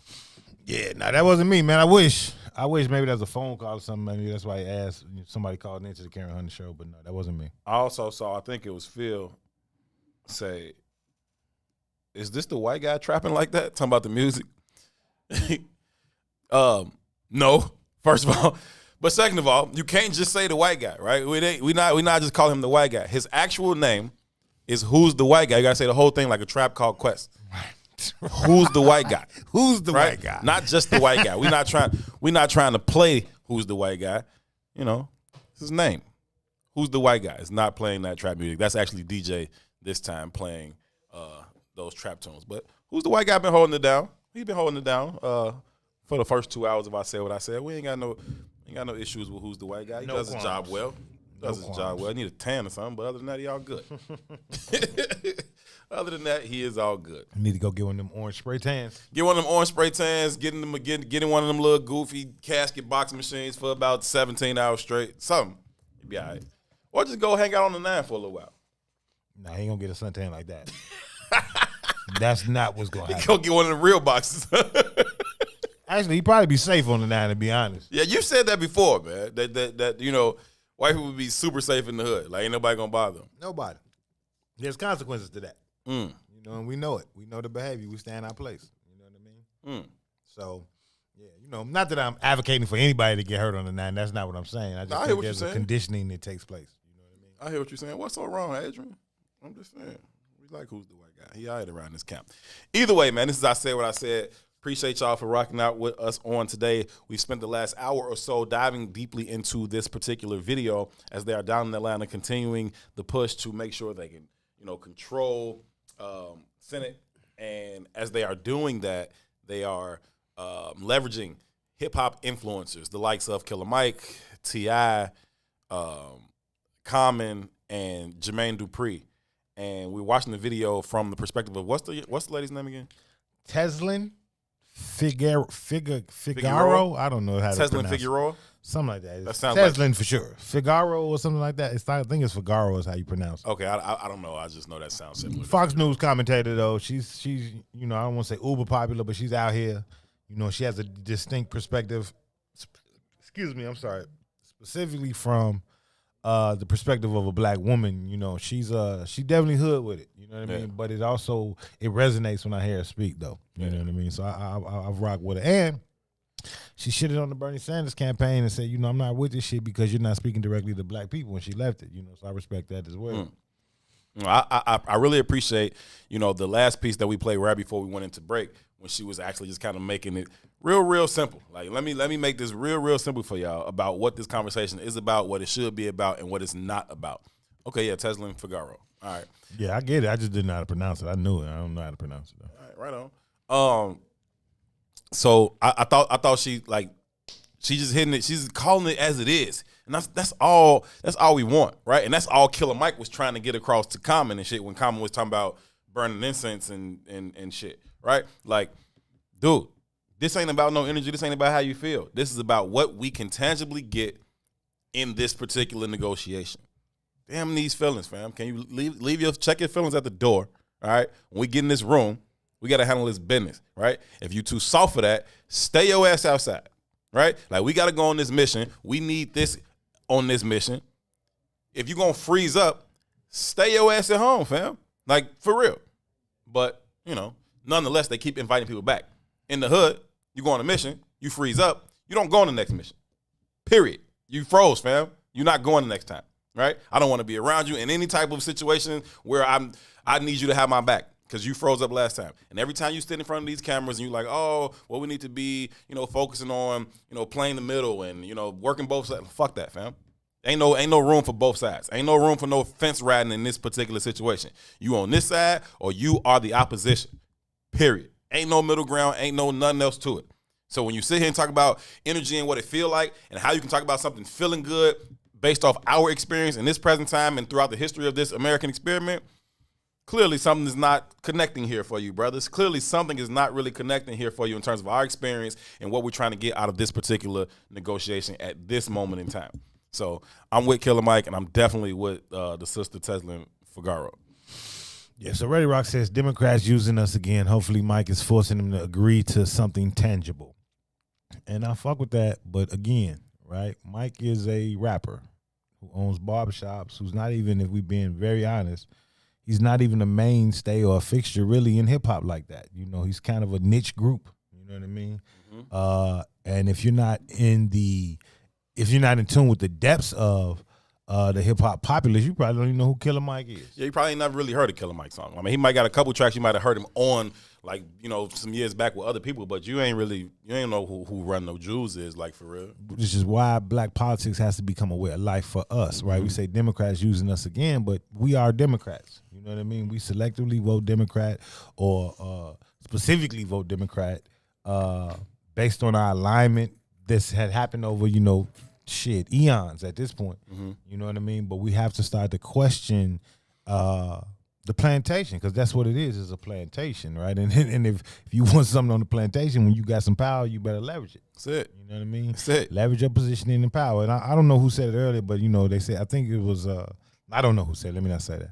But they said we was being a little bit hard on Kamala. And they said that we voted for Kamala based on our conditioned fear of Trump. What I'm saying is all of it is conditioning, right? And the way conditioning works is it plays on your emotions because you lack the information. What I'm saying is let's stop being conditioned and let's start knowing the truth and the answers. You know what I mean? I push back in regards to the conditioning for the duration of the conversation around the national presidential election. And people push back on me, right? Mm-hmm. But they push back on me because of the conditioned fear. Mm-hmm. But here's some real live information backed by numbers and data. Here's what the numbers and data say. Outside of the white populace, we have the largest voting bloc, specifically in regards to the Democratic Party. And we can threaten them in this moment. Let's threaten them in this moment. But in order to threaten them in this moment, you had to go in the ballot and vote down ballot. You couldn't cast a vote for Kamala. You couldn't cast a vote for Biden. You couldn't cast a vote for nobody. No. Just let the chips fall where the chips fall. But because of our conditioned fear, this kind of irrational, because our whole lives have been lived behind the gun line. Right? What do you have to fear when you've been up? Well, let me not say that because it can always get worse, right? But at the end of the day, you also have to have some gumption to stand in front of your bully, or it's guaranteed to get worse. That's it. You know what I mean? It's just that simple. A bully love to see you tuck and run and hide in the corner and try to find a little bit of piece of comfort. I know I please got don't you come now. over. Please don't come over here and bother me. I know I got you. Because now, with the sheer, even if I don't come over there and bother you, the sheer threat of me bothering you is going to keep your ass posted up in that motherfucking corner. And don't you dare come out here and try to take up space in the rest of this big-ass room. Stay in that little-ass corner where I allow you to be without me smacking the shit out you, right? And when you going to get tired of being in that corner, fam? When is the position of being in that corner going to become more uncomfortable than the potential of you getting smacked in your face? Fam, you're going to have to smack the shit out of me. I'm just going to tell you right now. January 15th, 2021, when 50 million people get evicted out of their homes. Right, that might be the start of it, right? And this is not a conversation that's lost on us because we've had the conversation just about being in Chicago and going back to Chicago being the ADOS Mecca, because we do have such a large populace of American descendants of slaves. When you start to see these new homeless embankments pop up, you got to start asking questions like, why? Because they popping up on every goddamn corner. Even then, when that reality sets in, are those going to be the people with the megaphone? Or are the people with the megaphone going to be the people who have found some semblance of success or viability within the society? And those are the people who are pushing out these messages. So, hey, they getting a little riled up down there. Barack, go tell them to cool out. They getting a little riled up down there. LeBron, go tell them to shut up and dribble. You know what I'm saying? Like, even though LeBron was like, oh, don't tell me to shut up and dribble. When the Milwaukee Bucks said we ain't playing ball no more after George Floyd, it was LeBron, and quiet as it's kept back door, it was Barack. Like, nah, get this NBA shit back and running. One day they took off. One day. That ain't a sufficient enough consequence to make nobody change their behavior, fam. You cannot revolt against that in which you love. And we got to stop loving capital, man. And we got to stop loving capital because it's only offered to a few of us. And even in the lexicon, again, it's really not even offered to a few of us. When you start looking at the Oprahs and the Jay-Z's and even the Chris Pauls and the ball players, in the big scheme of things, that's middle-class America. In the big scheme of things, right? We talk about Oprah being a billionaire. We talk about Magic being a billionaire. We talk about Jordan being a billionaire. One, I'm not even with the billionaire construct. That's one. But two, when you, again, research is important. When you start to really research and look in depthly, you know, it's like the Puffy thing when he was talking about our own revolt. And then you get to the inner working of the revolt and you see that, yeah, you might own it in regards to namesake, but you have no power to do shit because you have no leverage. So do you own it? Do you own it? Not do you own it, because you do it. You own the name. But do you own a TV station? Because without the leverage in the market to sell your TV station too, you don't have a fucking TV station. You own a name. That's it. Right? Same thing with the own network. It was the same thing when you dig deeper. Nah, this ain't really what you just a namesake. It's like licensing. Right? It's why Polo Ralph Lauren is so viable in so many clothing stores, because he sold his name to the real manufacturers. Now, granted, Polo Ralph Lauren is gonna make some capital. He's gonna make a lot of capital. Always. But he ain't making what the fashion house that's making it creates that shit making. It just ain't. Now, their name ain't on there. You know, it's very similar to Trump. They talk about him like he's a real estate baron. He just not. When you talk to a real estate baron, they like, man, that shit is laughable. Right. Dude is terrible. He licenses his name. Right. Right. And that's the power of the message. Messaging works on us. And it works on the vast majority of us. Yeah. Right. But it's a science to how messaging is created. Right. They say marketing and messaging dictates behavior. And that's true. But we got to tune out and tune into something more authentic. Because that marketing and messaging is designed to keep us in a submissive position. Yeah. No, it works well, right? That's why people get pissed off at Trump. They go down to Trump Tower. That motherfucker ain't been there. Like, yeah, that ain't even his building. That ain't his, G. You know what I'm saying? Just using the it's a word on the side of the wall. That's it, man. That shit could have said Nike. You know what I'm saying? Or Bobby's. You know what I'm saying? It's not his. Yeah. But that's how we move though. Like that is how we move. And so even when you talk about the billionaires and all that, like it took Oprah, Jay-Z, Michael Jordan, Magic Johnson, their whole life, their whole adult life, their whole professional careers to amass their $1 billion. Kudos. Job well done, right? Jeff Bezos, how many billions have they made this year? Like this year. How they went from what was like 118 to like 154 billion. Bill Gates and them similar jumps this year, right? All those, like, we're not even playing the same game. Jay couldn't make $50 billion this year if he fell into it. They leveraged the validity of them being billionaires to leverage our conversations in our community and which way we go, right? Yeah, because we aspire to the same bullshit. Right, and it's based on our desire to be in those positions. Exactly. Right? But those positions are like gatekeeping positions, right? It's sort of like the conversation around like police, right? Policing is just the shortest arm of the government. It's the closest front lines. That's the front lines of the government, right? So police aren't in the lexicon of American society. Police aren't really paid no whole lot of money, but in the lexicon of the black populace, police are kind of at the top of the food chain in regards to capital. So that's an aspirational job to most of our community. It's always funny to me when I hear shit like we need to start pushing young black boys to become police. We need to make them aspire to become police. Let me tell you something. There's this kind of insane relationship with the police in our community because there is this kind of distrust of the police. But I worked on, we had the contract for marketing to get police to the black. Well, to get people to sign up for the police test, right? The goal was to reach 16,000 signees, right, in like a 2-month period. I think we reached something like 40-something thousand signees in like half the time, because the levels of poverty that is inundated in our community and the access that police have from a job perspective. Yeah, you hang enough posters in the hood to say we're gonna give you 48 on day one, and by 18 months we'll give you 72. And you don't need a degree. That's an aspiration for our community, right? Them numbers wouldn't believe how fast people sign up for that. There's no disconnect in the desire for black people to become police. There's no disconnect there. Right. You just not offered the opportunity. Right. This is the first arm of the government for white failed men, not you. So I don't give a fuck. Even me being paid to do that was a ploy. You had no intention of hiring these people. Right. A whole new police force showed up. Right. What you mean? Right. Get us to aspire to do it. 46,000 people signed up. Right. I would love to get the numbers on how many interviews the police did at that percentage. I doubt it's over 20. And you look at the academy classes that people go through, like that, they ain't very, very little black representation in those new academy classes. Like it's not a real thing. Now, Brother Sadiq, who hosts the green side of things, inside the collective conversation on Tuesdays and Thursdays here on What's in It for the Black People Media, he says that he has a idea, philosophy on how policing should go in this particular city. And I think Chicago may be the only place in America where this is actually even a viable thing to do, and it is to only police communities that look like you, right? Black communities, policed by black cops. White communities, policed by white cops. Hispanic communities, policed by Hispanic cops. And it does kind of inherently, it does another thing.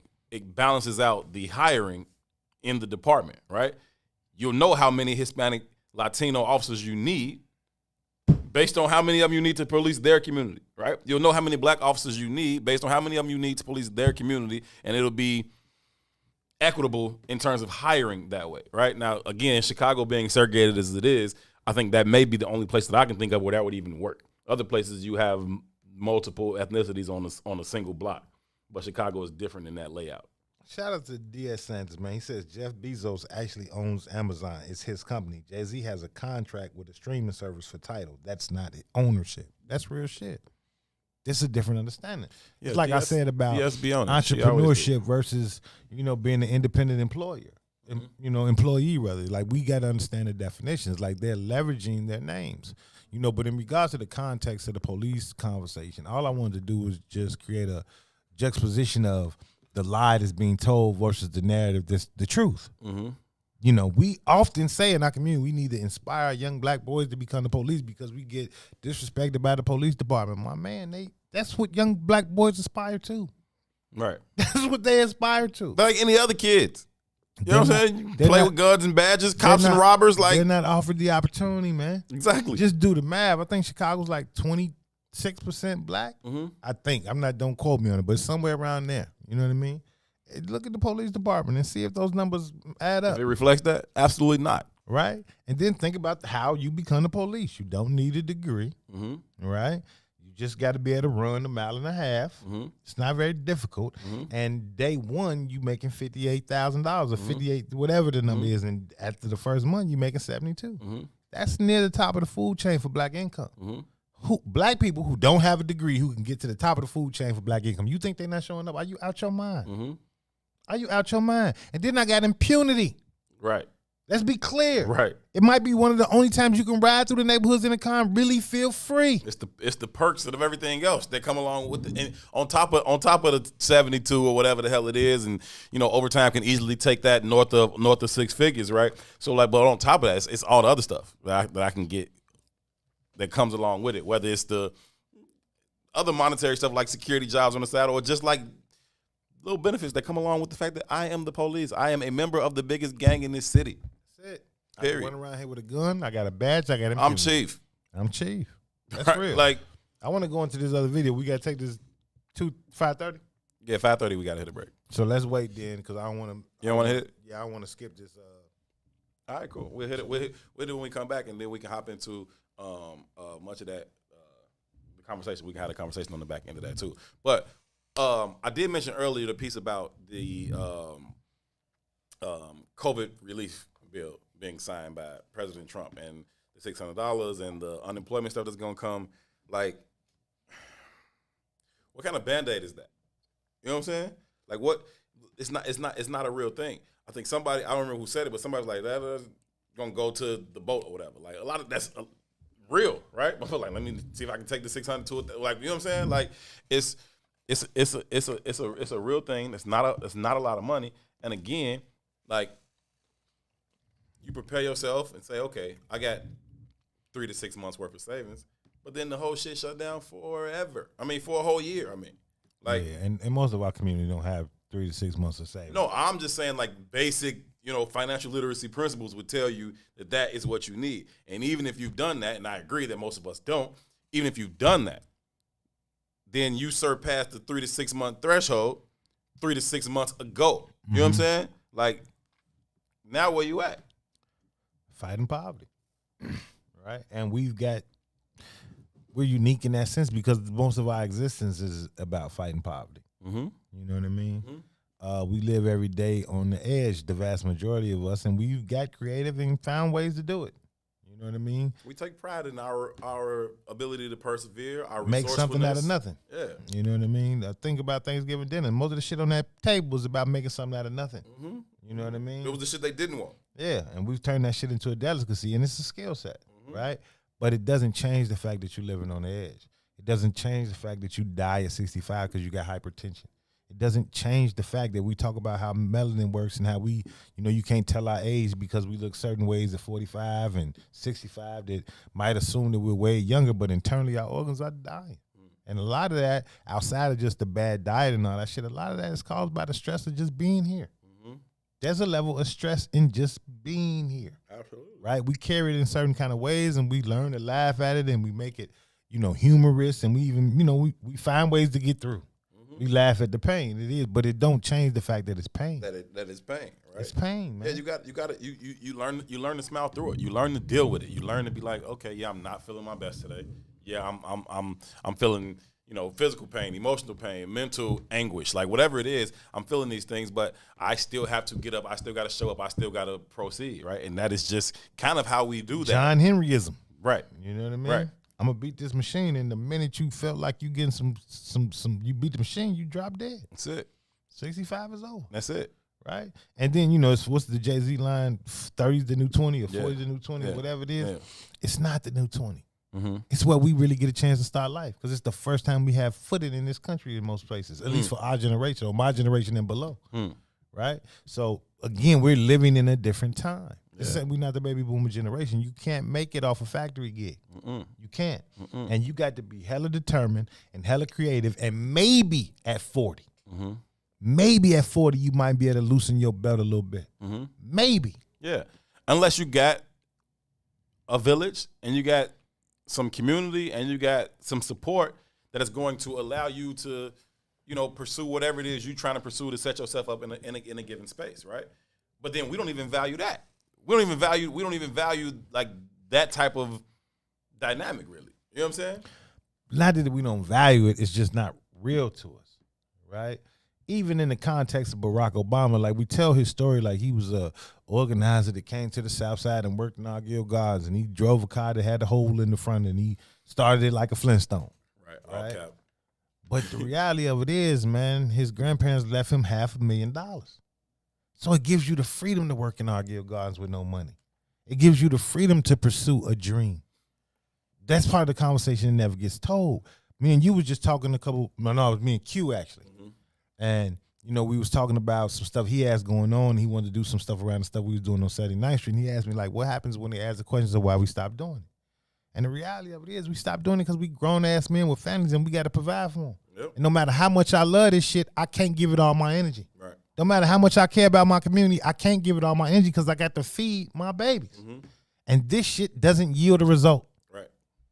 Right. That's just it. And again, that's my point. Like we don't place value on those types of things. We don't place value on that type of health in our community or even in our households, right? Like it don't, like emotional stability and all that shit means nothing, right? That shit means nothing to us, right? There's no room for it. What are you bringing in tangibly, right? Like where is the dollars at? You know what I'm saying? Fuck emotional stability. Fuck support. Fuck that shit. And then you go back to the story of the Disney movie Love. I finally felt like I met my goal and your ass dropped dead. John Henry is. Yeah, it's not a real thing. And I think that, you know, we have to be honest with our self-assessment of ourselves. And, you know, if we can be honest, then it should cause us to move differently. But I don't really think that's the case, because if it were, I don't even think we would move that way in the first place. Let's take this break. When we come back, we'll dive deeper into the video. This is I Said What I Said, Herb and 2 for another half hour. We'll be right back. WIIFTBPM. WIIFTBP. Media's just for you and me. WIIFTBP. Media's just for you and me.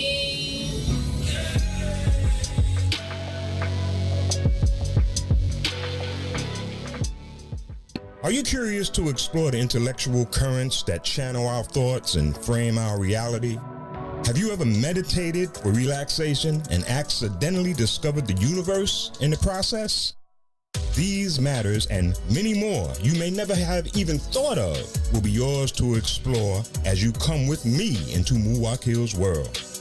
Every Monday, Wednesday, and Friday from 11 to 1, right here on What's in It for the Black People Media.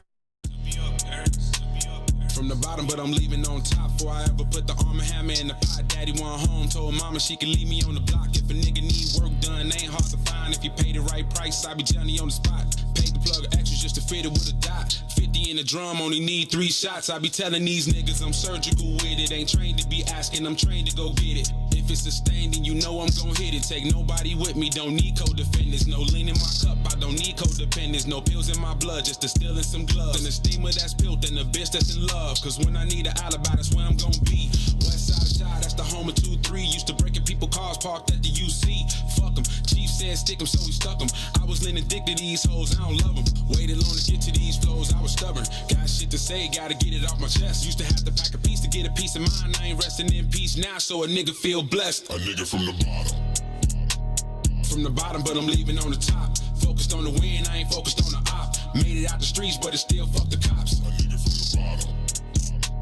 From the bottom, but I'm leaving on the top. Used to rise and shine, had to get my proper chop. Keeping one up in the pipe, cause the streets don't stop. If you start some shit, nigga, I'ma finish. Knock a nigga foam off the top like Guinness. Sipping, used to be in Houston, steady tipping. Now I'm out in Cali where these niggas set tripping. I stay in my lane, the streets, man, they put me on game. How real you is, got shit to do with your chain and your watch. Real is what pump through your veins, what you doing when the streets don't watch. We are back. Another half hour left, and I Said What I Said, live from the What's in It for the Black People Media Studios alongside Tucson Warner. My name is Herb Howard. Thank y'all so much for being a part of the conversation. Too, you wanted to jump back into the video as you over there doodling another masterpiece. Let me see this, man. Y'all be seeing Two over there just like taking notes. He ain't taking notes, fam. He's doodling. Like I doubt y'all gonna be able to see this just because of the light in here. It's high focus. But he's just doodling. Like he's just doodling, and this shit is raw, bro. It's how I focus my mind, man. Let's get into this video, though, Jay. We here now. All right, come on. Y'all ready?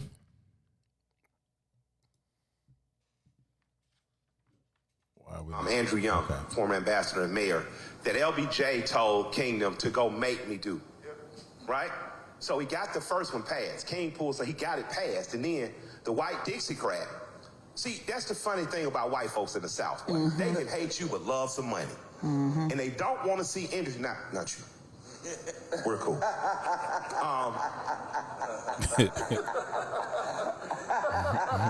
Thank you for clearing that up. You know, I meet with everybody. Don't matter which side of the aisle. I'm gonna talk. What you got for my people? But he sent them back to say, press me to do it. I'm great, actually. You're good. Yeah. To get you in office. We have to not only push them to the Senate, but push them after they get there to do more of what we want to see. Because in those two answers, which were amazing answers and both need addressing, right? Criminal justice needs addressing. 14th Amendment always needs to be upheld, right? But what we never talk about and get to talk about is, so what do we get out of it? See, I sold weed in my freshman year at Morehouse because I couldn't work at UPS no more. I hurt my back. I never got arrested. So criminal justice, somebody like me can either say I'm actively involved because that's the last person Jesus saved while he was on earth was a thief. So I always remember the prisoner, right? Definitely. Even though I left the church, I took that with me. The last person Jesus saved was a thief. So it is part of his character shines with me simply because he cares about the prisoner. That's the most preached I know that it's a sermon real in life. reverend. But what do I get if I ain't never got in any trouble? What do I get if I'm not working from a place of desperation? What do I get if I played the game fair as a black man in Atlanta? I bought my house in the same neighborhood I grew up in. What's in it for me? And that isn't a direct challenge, but that's just to challenge you to think beyond, because black people are always given the most dire circumstances, right? We're always forced to move out of fear. And what I'm saying is, once we get past that fear, what will we have in return for our community past the fear? Past fear is jobs. Past fear is the stabilization of the black family. Well, what does that mean? We've had Section 8 for over, 30, 40, 50, 60 years? Section 8 says I will give this mother and these children, or this married couple, I'll give them an opportunity to live, to start to accrue money so they can one day buy. Why don't we have Section 8.5, whereas if the father and mother have both engaged in a child out of wedlock, not only does the mother get subsidized, because oftentimes the young man, he has a job, I work at UPS, I pay my child support, and I pay into the federal and state taxes. If she has to accrue any other help from the government then charges me again into something I'm paying for. We don't have Section 8.5 that says if you're together and you live together and coexist, we'll give these advantages to the young man. We don't have Section 8.5 that says a young man, if you get a young woman pregnant, you're not married, we'll give you 2 years of free state trade school, right? We don't have anything that helps to really stabilize the black men we cheering for to get out of jail. I done got out of jail after 20 years. I can't enter the market that I built. I have no promise of jobs of education, so I want to challenge. I know these men get it, but I want to challenge the Democratic Party to do better. Addressing us as though we're a marginalized community that is always on the cusp of falling off has worked, but we haven't seen much progress. So what is the new policy going to be that ends this circle of poverty leads to crime, crime leads to poverty, leads to policy like the 94 crime bill. 20 some odd years later, we're still in poverty, still committing crime, still creating policy that's not effective at getting to the root of the cancer. And the root of the cancer, in my opinion, is the black men that have been forced into prison. Even if they get out, they lack the dignity and respect they deserve. They lack the jobs and opportunity they deserve. They lack the opportunity to marry comparable women because our women are going to college and graduating at an exponential rate higher than other people, yet they're harnessed down by debt. Our men are not equally educated, meaning they're not going to college as much. They're not offered free trades programs. We don't get anything for the vote. So my challenge just to both parties is to finally give something for the vote, because if this don't work, if we get these two brilliant, bright, and talented men into the Senate, and it doesn't work, my fear is that it's the last straw that breaks the back of working class black men in this state. You know, and that has to be addressed, because if you don't, we're gonna lose a lot more races. We have not won a gubernatorial race since they changed the flag. Think about that. Right. So I'll just give you guys that. Nothing else. I'll get off myself. Thank you, Mike. That is a real. And I wanted to play that because there's some nuance there in that conversation. And part of the nuance there that Mike, and I don't even know if Mike was specifically speaking directly to the nuance, but he said we always have to make a decision between this kind of space and place of lack. Right. And Mays talks about this oftentimes too, and you hear it in the context of our conversation in regards to like politicians nationally or locally. Right, when they come to us with an offer, it's usually an offer out of some of the most disparaging perceptions. Like, here's an opportunity for you to get out of jail. Like if all of us is in jail, or here's an opportunity for you to kind of get into this 501c space, this non-for-profit space. It's always this kind of service industry. We need to help the fucked up demographic of the black community, and that'll create some kind of resolve. Right, but there's something before all of that happens that puts us in that space and place where we have to operate in the criminal underworld to survive that we're never addressing. So Mike brings up the conversation and says, what happens to the working class black male? Right? Let me tell you something, man. I grew up in a community where, like, to believe that we have this propensity to criminality would be to believe that we are pre-programmed in some sort of way. Right. You know what I mean? Right. And that shit is just not real. It's ridiculous. Some of the biggest criminals I remember when we was playing with Transformers. You know what I mean? And if I'm being very, very, very, very honest, they was usually the softest dudes in the crew. Right? They usually didn't fit into the tough guy stereotype. Right? But even that softness is a vulnerability in our community. And after some years, you start to change and you mold into something that you have to be. Yeah. That's not natural to you. Right. Right? And because it's not natural to you in the first fucking place, you probably overdoing it. And when you overdoing it, you become the biggest goon. Or overdoing it, you become the biggest savage. You got to take bigger risks than the average motherfucker who's in his natural polarity, because this ain't really you in the first fucking place. Right, and if you really had the gumption to stand up and do some shit, you would have stood up against the system that had his foot on your neck from jump. You know what I'm saying? But you'd have to have that understanding, right? And most of us don't even have that understanding. All we know is that we fucked up. We don't know why we fucked up. We don't know how we got fucked up. We just know we fucked up, right? And because of economic opportunities don't exist, you just keep going further and further down the fucked up road, and the shit piles on and piles on and piles on. It's that cycle that Mike was talking about. It's the actual cycle, right? So after you didn't deprive this motherfucker these economic opportunities from think about this shit, right? I just told you I lived in Cedar Rapids, Iowa, right? When I lived in Cedar Rapids, Iowa, I was in awe at how many of the people I went to high school with had jobs. I was in awe of it. Oh, I work at the mall. Oh, I work at the gas station. Oh, I work at the movie theater. Oh, I work at the little shit for kids. You know what I'm saying? Little kid jobs that kept them afloat. And then you think about our communities. Nobody does that. But see, we think about it. We start to put this kind of programming on our ass that we just lazy. Right. But think about this in context. Those places don't even exist in our communities. Where do we go to the movies?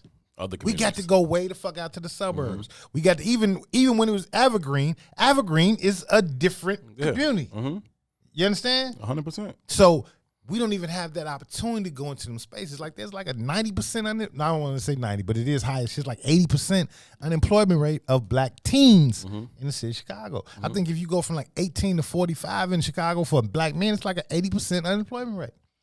Because this world don't fucking exist. Right? You get past Roosevelt, and specifically past Roosevelt, west of Halsted probably, going back all the way to 100 and whatever the fuck number you want to come up with. This shit looks like Alabama. To assume you in the third largest city in America, you be like, how? Because there's no industry. And that's on purpose. Oh, it's very intentional. It's deliberate for sure. When we start looking at how segregated Chicago is, it's easy to deprive black people or poor people out of access to opportunity because you only pull it from them, right? And you can see it visually, right? But we don't have that conversation. We start the conversation after you fail, when the goddamn system is designed for you to fail. But it's part of the perspective when we go in with this goddamn capitulating ass attitude of, well, we want the people who make us feel good in our energy. Man, fuck you. We drowning. Because once I've set up a system and then I don't say anything about it until after you fail, then I can blame that on you. Even though I set it up for you to fail. Even though I knew it from jump, you couldn't win this fucking game. It's like the movie Saw. That motherfucker give you a game that you can't win. And he's sitting there watching you play it. And you waiting for you to fail. Waiting for you to fail. Like, you can't play this game. And then once you fail, he's ridiculing you. You know what I'm saying? And now you feeling bad about the choices you didn't make. Fuck, you wasn't going to win no how. You know what I'm saying? Like, it's absolutely crazy. Yeah, it's awesome feel-good shit. I just read a minute ago on my way here today, I read that the mayor is sitting down with Keenan's the lady that Keenan's representing, I forget her name. I'm sorry, it just escaped me as we talking. But the sister who was Anjanette Young. Yeah, Anjanette Young. I heard that the mayor is sitting down with her to find some kind of common ground. Trying to save face is what she's trying to do. She's trying to see how cheap can I get this lady to help me save face. Yeah, but it goes back to the level of that how you gonna make me feel conversation. Exactly. Right? Like that's public knowledge, right? There's a public push to say, hey, look, the mayor's finna go sit down with this sister. They're gonna have a one-on-one black woman conversation. Motherfucker, the man who knew this lady was, she had ample time to have that conversation when she was trying to block all that shit. She was trying to get blocked out the goddamn court system. It was fuck her until it became about me. Fuck you until I can leverage you to move my shit forward. And what I'm saying in the context of war, when a motherfucker says fuck you, then it's fuck you to the end. And let's see who wins. That's it, right? Because the man wouldn't sit down and talk to you, Ms. Young, if you didn't have her by the ball sack. She just wouldn't. You wouldn't have no need to talk to you, right? So when you got her in a position of weakness, I would squeeze the motherfucking life out of it. And she should, right? And we shouldn't settle for these goddamn beer summer ass ideas and philosophies. What the fuck is that, man?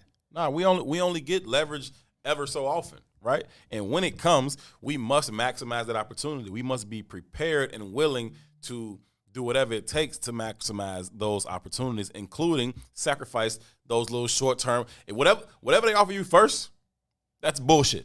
Okay, that's just the here we willing to throw you this to be done with it, right? Nah, hell no. Whatever you offer me, you owe me way more than that. You know what I'm saying? Like, it's just a different thing. And I was talking about the movie Saw, and on one of the scenes in Saw, it might be the first one. He's playing this. He had the dude playing the game. Right? Dude played the game, and at some point, he's like, all right, I'm going to let you go. The door opens up in front of him. He unties him from the chair and everything. Like, you free to go. Matter of fact, that might not have been in Saw. That might have been in a different movie called Hostel. I don't remember. Point is, you free to go. The door opens right in front of you, and you can leave now. Motherfucker stands up, walk towards the door. Both of his Achilles are slit. He don't know this yet, though. You know what I'm saying? As he tries to get up and go walk out the door, he walks, both of your Achilles slit, fall right on his motherfucking face. Like, you, fam. Yeah, that's disgusting. And I've never seen Saw. It was, you ain't never seen Saw? No, but that's disgusting. The movie with the dude in the face mask and shit playing the games? I don't know nothing about it. You don't know nothing about it? Bro, listen. This dude kidnaps these people for one reason or another, right? And now he thinks he's doing this for this reason because they don't appreciate this relationship or they don't value this blessing that came in their life. And so since you don't value it, let me put you in a situation where you have to value that thing, right? And so he'll put you in a position where, okay, you're gonna die unless you can figure out why you value this thing. Unless you cut your arm off. Oh, okay. You know what I'm saying? You're gonna die unless you walk through this damn fire thing. You know what I'm saying? Like certain death, no doubt about it. Or it'll be like, okay, you got, 3 hours to complete this task in this room, and then that door will open. But in 3 hours, that door's gonna close forever. Ain't nothing in here. Ain't no food, ain't nothing. That door gonna close forever in 3 hours, fam. You need to get this thing done. But it's a real, real hard thing for you to get done. It's like it's gonna cost you something, like your fucking eyeballs. Right. You know what I'm saying? Like the movie's wild as hell, bro. And it's like 4 of them. They kind of get watered down as they go. But the first 1 or 2, fire. But either way, right? Like 6 of them now, actually. Sometimes, and I've not seen the movie, right? But we always want to run the gamut. So, whatever the guy did in the movie, say, hey, here's the task you got to complete in order to get out of here. I'll let you go if you do X, Y, Z. Right. Right. But the really only resolve to getting out of there ain't letting you go to do X, Y, Z. Is you got to kill this motherfucker. Okay. That's it. Okay. You got to kill this motherfucker. And when I say you got to kill this motherfucker, we got to kill the original idea of America. And because we don't really fully have context, right, we are paramount in the original idea of America. And the original idea of America, like people always say the original sin was slavery. I don't know if that was the original sin. I think the original sin was the thought process that created slavery, right? And the thought process was, I'm going to eat off the backs of a labor force that I never, ever, ever, ever, ever, ever, ever, ever, ever, ever come by here, ever finance. Right? And what they've done is they've leveraged that labor force since the duration of our time on that planet, even when we thought we was getting something. Yeah. We're not getting nothing. Nothing, And now Nathaniel. we're moving into this space and place of artificial intelligence and the digital market. And now they figured out that, hey, we don't even need said labor force anymore. And since we don't need said labor force anymore, then we don't need those people to be living. So when it comes in the conversation and question of whether or not we're going to take vaccines and how the black community is kind of distrustful of the American government, well, that's been our position here since the jump. What have you given us to trust, right? But then when it's interesting how we respond to the vaccine conversation, right? But then we see these kind of racialized politics being leveraged, and we have all the trust in the world. Yeah. Right? This person is with me because this person has the skin tone that I have. And that's just not true. Humbuggery. It's clown shit. Yeah. It's clown shit. Yeah. Right? But it's interesting. It's like you say, every Arab down at the gas station got more melanin than you. You know what I'm saying? It's real. Right? I turn these lights away from me every time I walk in here because this shit makes me look translucent. Everybody that work at Dunkin' Donuts is darker than me. Right. Right? But they do not have the same interests that I have. They've not had the same experience that I've had. Right. They've not come up out of the same world that I've come up out of, which makes us have a very different understanding of the value asset of America. It just is what the fuck it is. Right? And we can't seem to fathom that idea. It's this level, it's funny how, Barack leveraged hope as a campaign moniker because that's the space and place that we live in. Hope, right? Yeah. And what's the good book say? Faith without works is dead. Dead. So we have faith, but we're not doing the work part. And the work part is where the value is the journey. It's the journey. It's the journey. It's the journey. It's the journey that makes the destination worthwhile. Nah, right? we don't like the journey. Our next political leaders, whether they be local or national, need to be coming up out of our neighborhoods. They need to be coming up out of the Beasleys, the Wackers, the Dunbars, you know what I'm saying, the Chicago State. Like, That's no, man, spill. who's had a real experience here? That's real spill. You know what I mean? That's real. Who spent their nights on 79th Street when they had the car shows? I want to know that.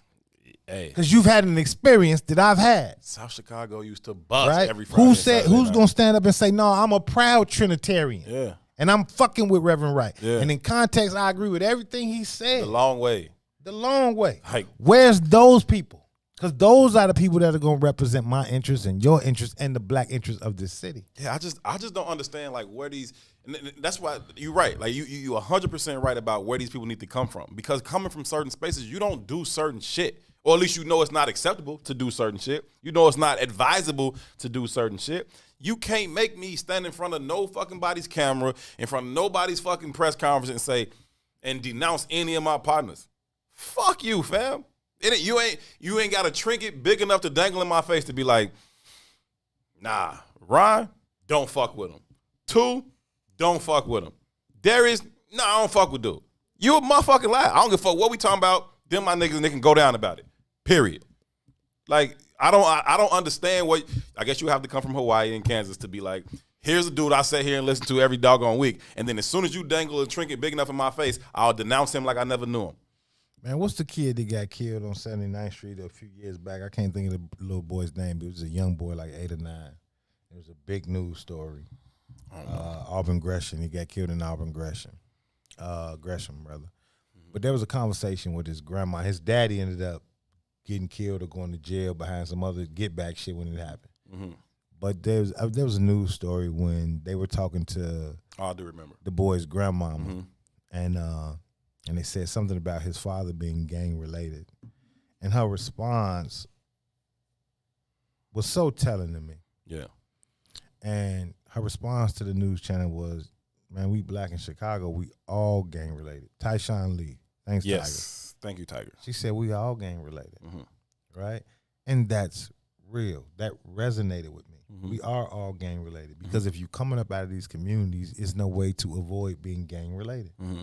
right? I can remember when I was a child, man. No matter what, just because of the neighborhood you was from, that was the gang you was a part of. That was it, fam. It just is whether you was involved or not involved, right? What side of the tracks you live on, fam? That's what you is. But when you think about it like that, in context, that creates an experience that everybody who was born here during this time period had to understand. It's shared. It's a shared experience, right?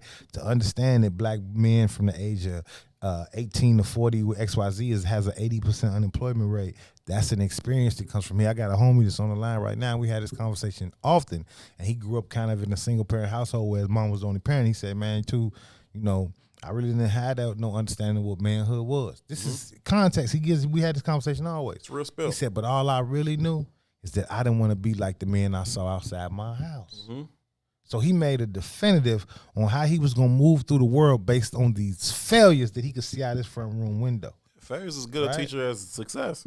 Not disagreeing, maybe better, but we got to address why that's the overarching large population that he sees in regards to malehood and manhood in his community. When he looks out the room at the window, that's what he sees is failures. Real spill, right? I did a program on the West Side a long time ago, man. It was a young man who ended up going to what's the school where they wear the shirt and ties and they get a certain kind of tie when they graduate. Don't give me the line, man. I don't know. It's one of them high schools that claims they get 100% graduation rate, but they Providence really St. Mel, maybe. But it wasn't Providence. They really just on the kick West Side. kids You out. said, yeah, they really just kick kids out before they get to graduation. But either way, the boy when we first came in, I was asking him specific questions, and I think the question might have been like, "What do you think of the men in your community?" And the boy had a very, very vulgar mouth, but he was like, "Man, the men in my community is bitches." And one of the other directors of the program was like, "Hey, man, no." I was like, "No, let them rock," right? And he was like, "Man, the men in my community is bitches. They are this, that, and the third. They helpless. They needy. They dependent. Right. They drunk. They." DB says urban prep. Urban prep, yeah. Appreciate you, DB. Hey, DB, she got all the high school information. Right? No, that was Beulah. No, I'm saying DB came okay, through. Yeah. DB, them the private inside dining facilities y'all got set up outside the wood line, them things looking raw. I gotta reserve me one of them and come eat at the inside joint. They got the crate set up outside. That should look raw. Yeah, so it was urban prep, man. But this is a young hothead, right? And he's talking like, man, fuck, black men ain't shit, basically. You know what I mean? And by the end of this program, man, that little brother was crying because he was afraid that he wasn't gonna never see us again. And that shit left an lasting impression on me. You know what I mean? Because that's how rare it is for them to see some shit that admirable. Right? But we don't have this conversation until the failure happens. Right? And we anchor ourselves in that space and place. Like the conversations we come to the table with is about incarceration. It is about prison reform. Like, truth be told, man, I ain't gonna lie to you. I'm a college graduate and I think prisoners get more than I do. Right? And I'm not saying that they shouldn't get the resources they get because we all being cheated. I literally saw a post today about this. This dude happened to be white, but I saw a post about this dude who robbed a bank for $1 so that he can go to prison for health care. Right? That's the old conversation. I walked in the bank, gave the bank teller a note, said, "I got a gun, give me $1." Just gave him the $1. He sat in the bank and waited for the police to come arrest him. But that's the government operates in that space. So there's all this shit that comes out of prison reform. Like they have people championing or lobbying on their behalf, right? But there's a populace that exists before that stage of life. Yeah. Right? And not just before, it's some people who just ain't gonna operate in that lane. They're just gonna keep their heads down, they're gonna keep working. But if you do the math, right, they are below the poverty line and they suffering through life and there is no hand or no resource to help them. And the only power or the only value in government is to help the least of thee. Yeah. And in our minds, we come to the context of the conversation that the prisoner is the least of thee in our community. And what I'm saying is the situation is so dire that the prisoner in a lot of opportunities has a leg up. Too. That's some insane shit. No, it's not. What do we say all the time?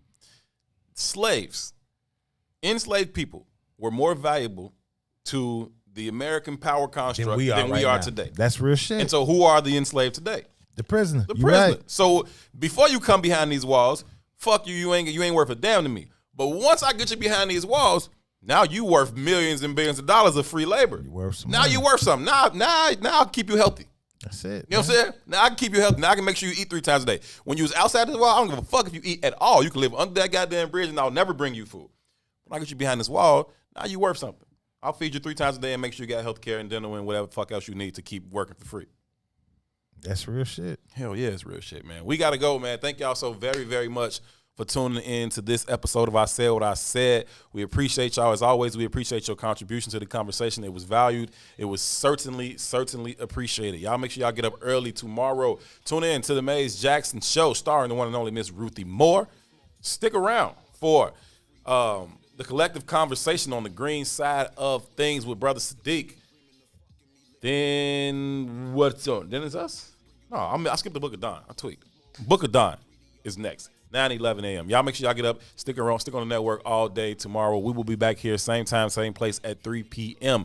Until then, y'all be good to each other. For DJ, for Who's the White Guy, for everybody else that is handling business in the production studio. Appreciate you, Fifi. Appreciate you, Naya, as well. For Tucson One, my name is Herb Howard. We'll see y'all tomorrow. Till then, y'all be good to each other. Peace. Salam. With the harsh realities of life at an early age. Was used to struggle at an early stage. That made me appreciate the small shit. So now I kick that off the wall shit that leave these rapping niggas all sick.